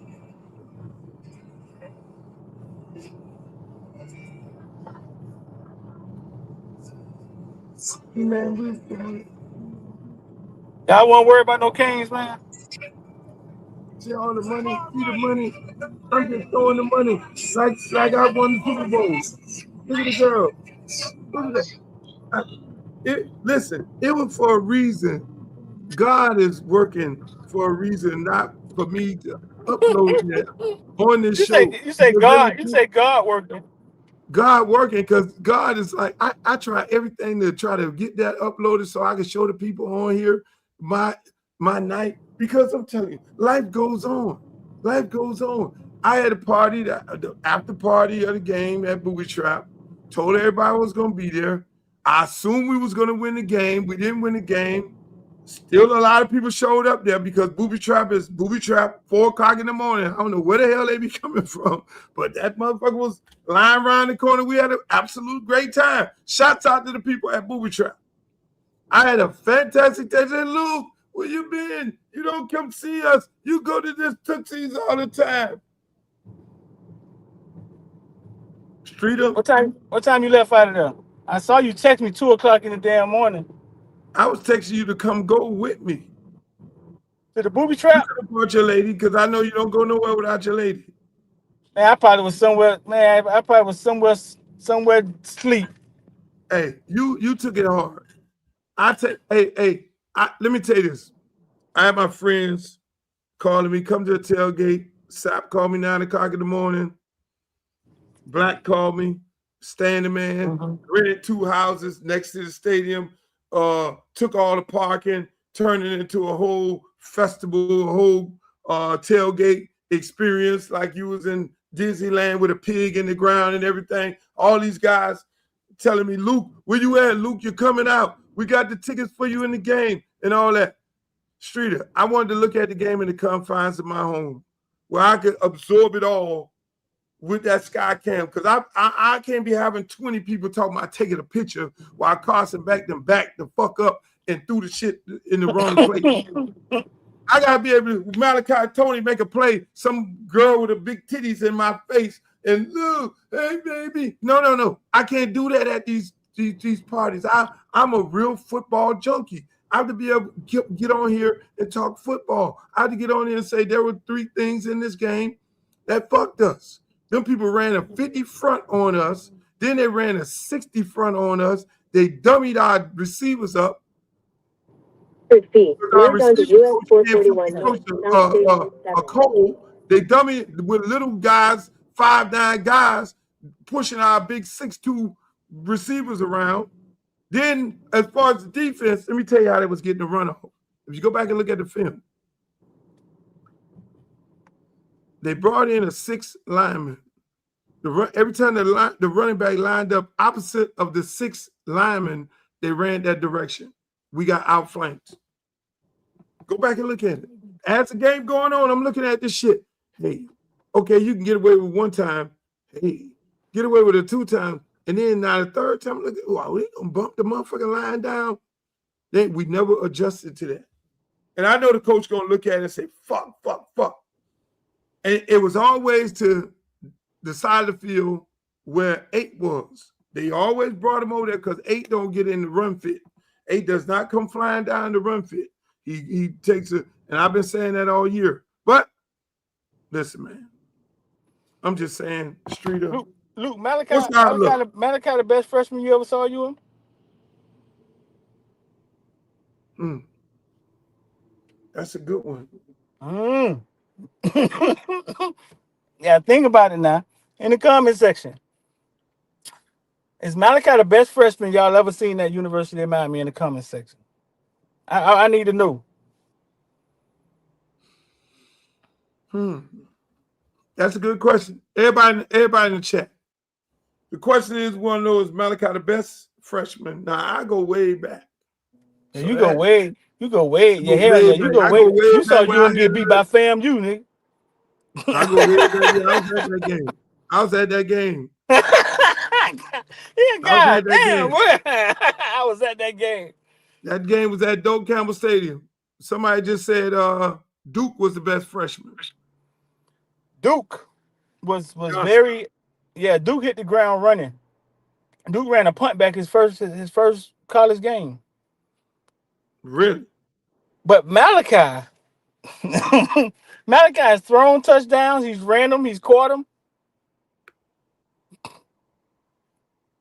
The chat Michael saying Irvin. the chat saying Duke. The chat saying Duke. The check saying Duke. Everybody chat saying Duke. Chat saying Duke Johnson. Chat saying Duke Johnson. And by the way, both of them are brought to you by Liberty City. But he said, right, Mally is in the argument. But hold on. What Devin Hester come in this? Devin Hester? I don't know. Devin Hester may be one of the most exciting, but correct me if I'm wrong. He was exciting though. He ran the first kickoff of the year back against Florida. And then Musburger was like deep back to receive. That's Devin Hester. I would say this.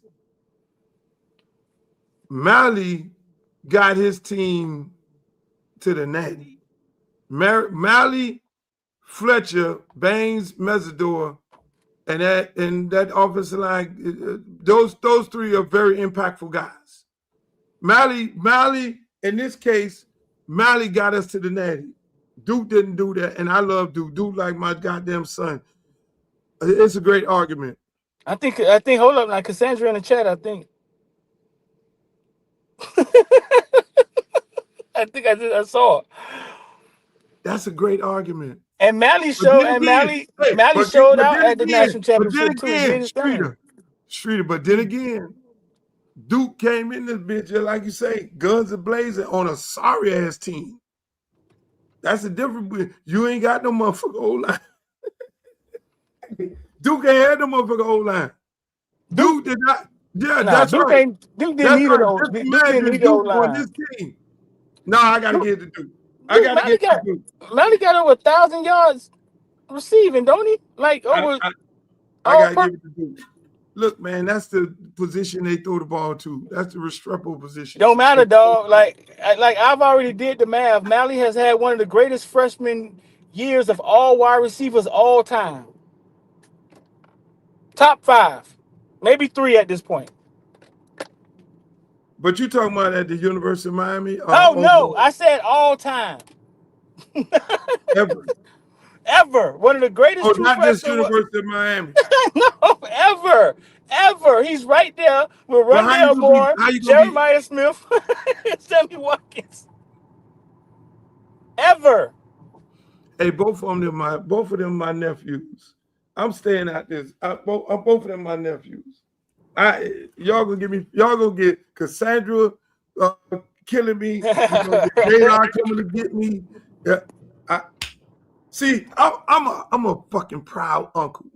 You see what I'm saying? I am a proud uncle because I can sit up here and say both of them my nephews, and goddamn it, my nephews is sitting on top of the world baddest bitches at they craft. Yeah, no, they're great conversations to have. Footballville started with Duke. I started Footballville recording Duke. I used to call it Dolo Camp. I can't lose. I remember Cassandra was sick one night, right? And they were finna play Northwestern, and I didn't know how to. Cassandra was sick. Cassandra was going somewhere she had no business going. She was sick, dog, and I didn't know how to get on the field. I used to record from the stands, and she sent me to record Northern versus Northwestern because she couldn't watch the game. And some fucking defensive coordinator, the first player of the game, sent his defense to jump off sides and hit Duke in the backfield like that shit was gonna work, right? And then 2 plays later, Duke went about 60 yards. Who the defensive coordinator was, Luke?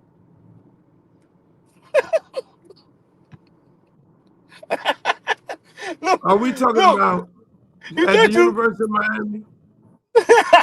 We talking about that New Are Orleans we, now. hold on. I got some. Oh man, them boys looking dejected, dog.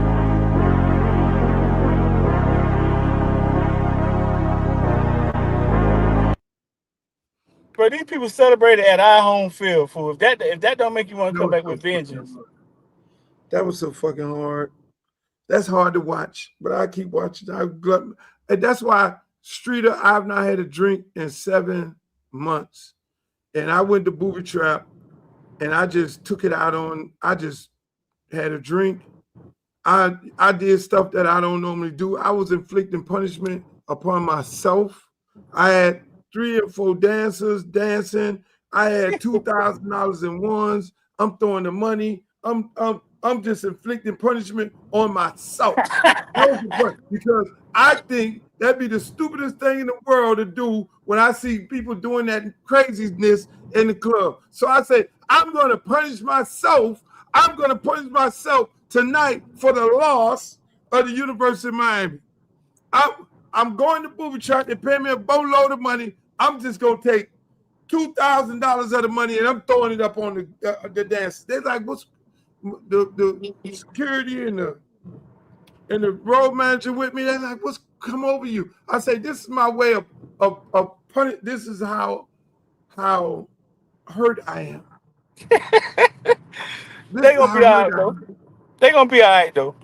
I'm just gonna do things to myself. Dancers, I don't get lap dances. I do not believe in lap dance. I don't believe in dry sex. That is dry sex. Why you get me all jacked up? I'm not going to the back and knock you down because I got lap dances. I just did everything that I was supposed to do. And gave the girls $2,000. That's funny. I mean, you made a bunch of lap dance music. That's kind of hard. Yeah, I don't know. I don't get how I'm my own supply. You see, I wanted you to join me. I wanted you to join me in my grief. I had all kind of bottles. They drinking the liquor. I took one shot of the Tito's, and I don't even drink Tito's. I drink Bacardi, where I used to drink. And I took one shot of that, and I was dead drunk. And it got worse, Streeter. I was in there till 5, 6 o'clock in the morning. God damn. Booby Trap on the river. And when I left, there was a line wrapped around the corner. I'm like, At where five, are you coming at from? 5 in the morning. At 10 o'clock. It closes at 10 o'clock. And mind you, they just unalived somebody 3 days ago. So I told somebody, they were like, ain't nobody going there. I was like, them people don't give a shit about that. How many people got unalived at the climax? They close at 10 o'clock. It's crazy. Yeah. One of the Booby Trap dancers is texting me now. See, she said, where are you? Is strippers in there at 10 o'clock? 8 o'clock in the morning? Yeah, that's when they're making the most money. Come on, man. There's strippers in there with the French toast? That's crazy.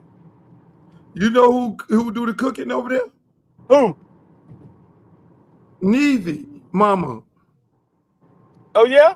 Calvin Russell grandmama does the cooking over there. I didn't know she was a cook. Oh, she's an excellent cook. She had a restaurant and everything. Yeah? Yeah. I got to go over there with you one night, man. We ain't staying at 10 o'clock in the morning, though. I don't know what is that. No, you can't go. No, you don't go to Booby Trap on the river. You don't go there until 3 o'clock in the morning. What? Yeah, you don't go to Booby Trap in the river until 3 o'clock in the morning. No, you don't do that. But man, hey, Streeter, where do we go? Where do we go from here? I mean, it was a great season. It was. We good. Hey, look, they gave this town some excitement that this town has never had in a very, very long time. Hey, look, the Panthers. That's okay. They got Florida on their name. I don't think we embraced them the way if they had Miami on their name, we would embrace that shit. But it's okay. They do some good things in the community. But at the end of the day, at the end of the day, man, this is Miami. And you know, Mario had a great season. No question about it. Continue supporting the program, people. I know it's a bunch of pissed off people right now because when I talked to Gino Toretta at the Adidas party, and Gino Toretta told me they didn't have any tickets for him. So him and a lot of other people, but he eventually got in the game.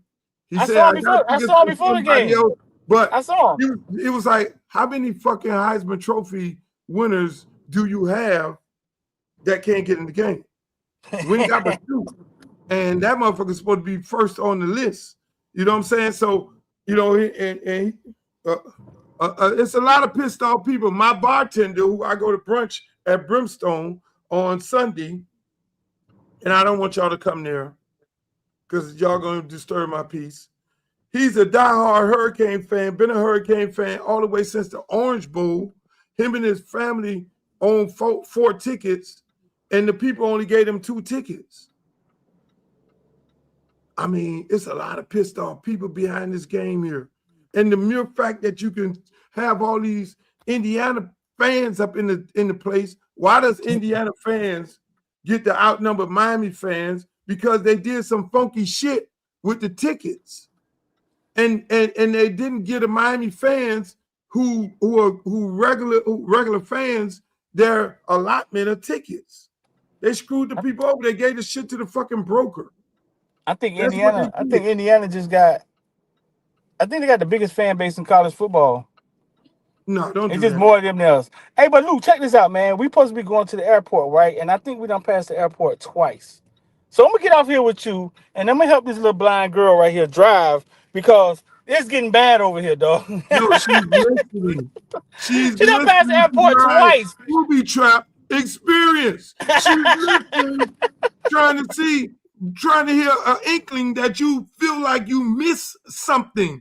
And if you feel like you miss something, then going to the air. Who's going to? Are you both traveling out? No, we're going to the airport to pick something up, man. We done missed it twice. I don't know where we at. I think she needs some help. You got your glasses? Nope, she ain't got her glasses on. Pull over, man. I got it. Luke, holler at me tonight, all right? Hey, man. Hey, Streeter. Look at it. What's going on, man? The man really sit there and tell his girlfriend she got glasses. But, ladies and gentlemen, I enjoyed the show. Once again, like I said, it was a great. I wanted to get into so many other things. I wanted to get into the Don Lemon, Nicki Minaj situation. I wasn't able to do that tonight. I wanted to get into some more of this Trump. It was all University of Miami, obviously, because this is a special edition of the University of Miami of the Luke Show, and it's the day after. Look, bottom line, we had a great season. I wouldn't. It was great.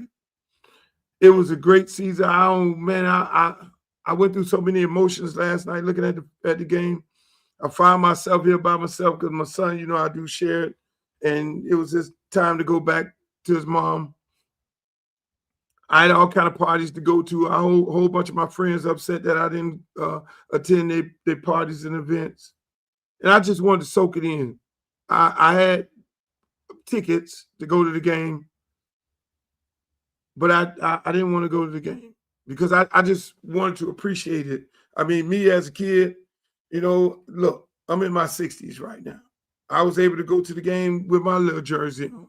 So when I look at the photo of Mendoza going to the game as a kid, painting his face and all that, I understand that because I did that when I was a kid. I did that. But I did that when nobody was at the stadium. When it was about to close down the program, when Chuck Foreman was playing and shit like that. You know, E.J. Baker and Kerry Baker, where you get in the game with your football jersey on. You know, so to be able to go and see, and I said to myself, I went to most of the national championship games. There was only one game that we did not win that I went to. And that was the game when we played Alabama. And I said, and I'm like Streeter. I was an emotional wreck because I stood on the sideline with Gino Toretta and Lamar Thomas and the rest of the crew. And it was hard. It was fucking. So I know how them dudes. I mean, them dudes is playing the game, but to be on that field when you take a L, I couldn't stomach that. I couldn't stomach being in the stadium. I don't think I would have been able to stomach. Well, you know, we go through things and get over them. But those people putting confetti on our field, the confetti falling down on our field, that's hard. Did I think we was gonna win? I know we was gonna win. We didn't win. But like I said to Mario Cristobal and everybody on my Twitter, you got a lot to hold your head up high. You did a great job. This man, we haven't been this relevant in 25 fucking years. Yes. Do we have some things to change? Yes. Has it been broken for 25 years? Yes. Do we have to play against kids like when Jeremiah Smith says, look, if I know this Miami, if this the Miami that Miami is putting on the field, I would have went to Miami.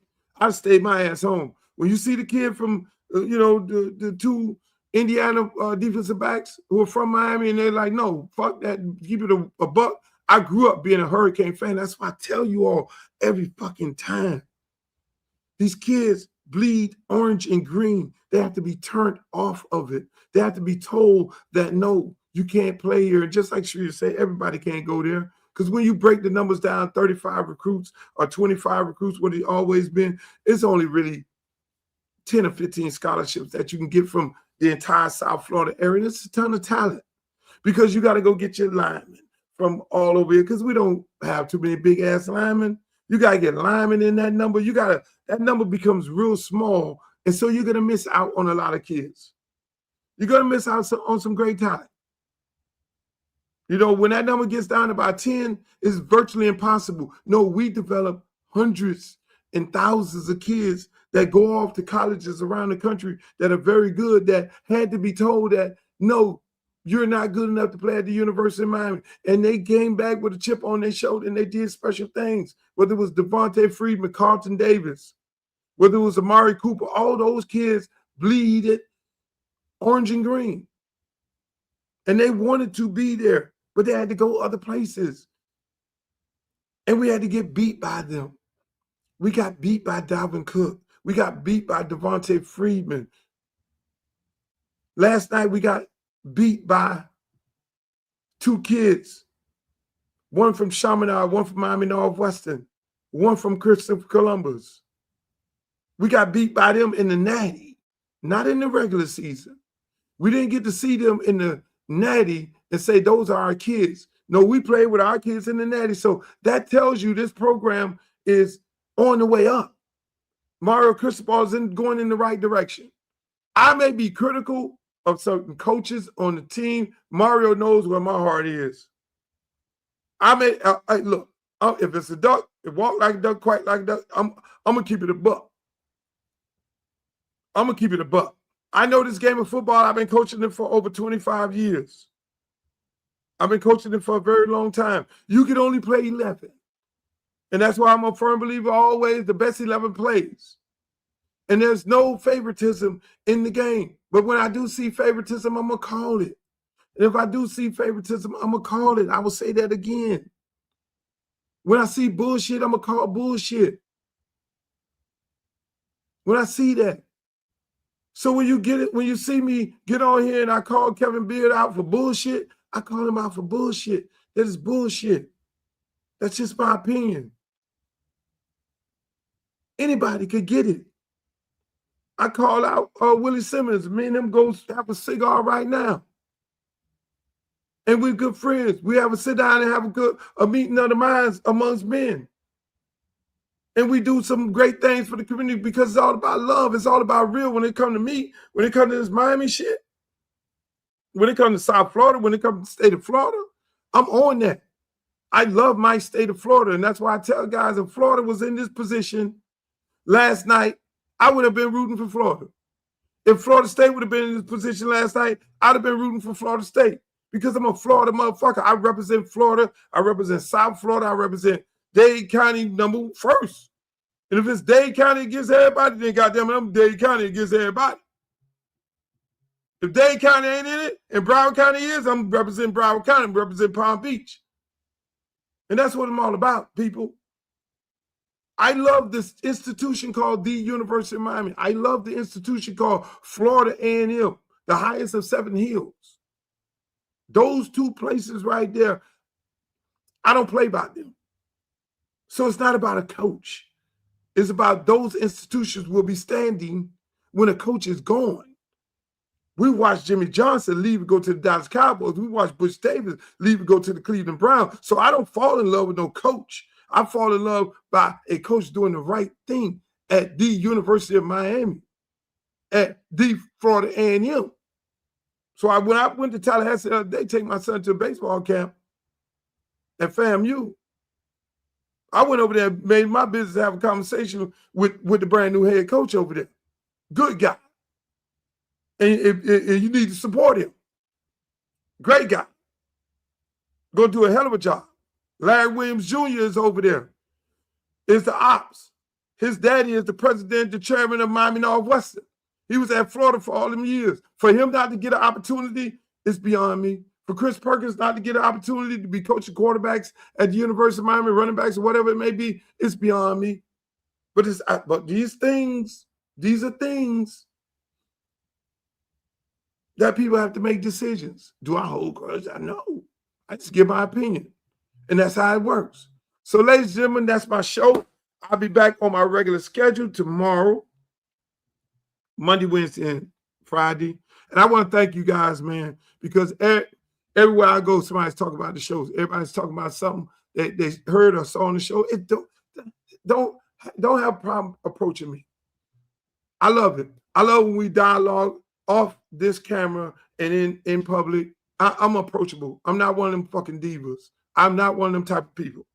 You can always come to me, hey, Luke, man, I ain't like that shit what you talking about on the show. We can have that conversation. Hey, Luke, man, what's up, man? We can talk about anything. You can get in my Twitter. You can get on my Instagram.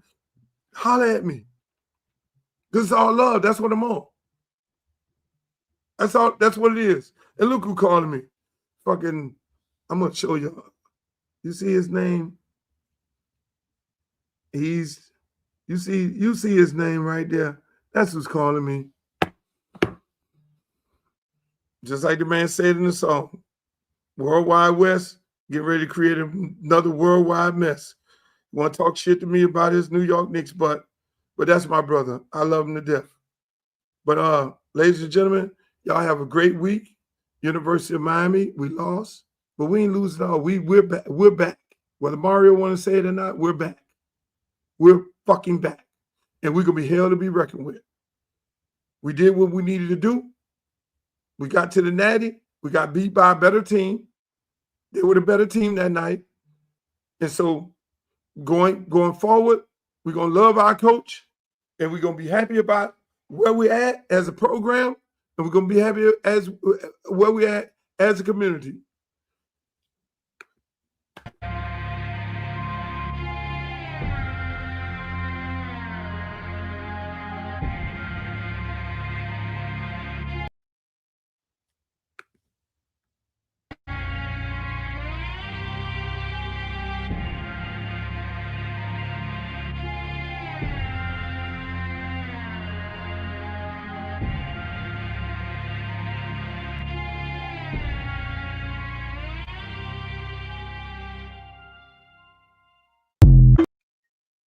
Good night.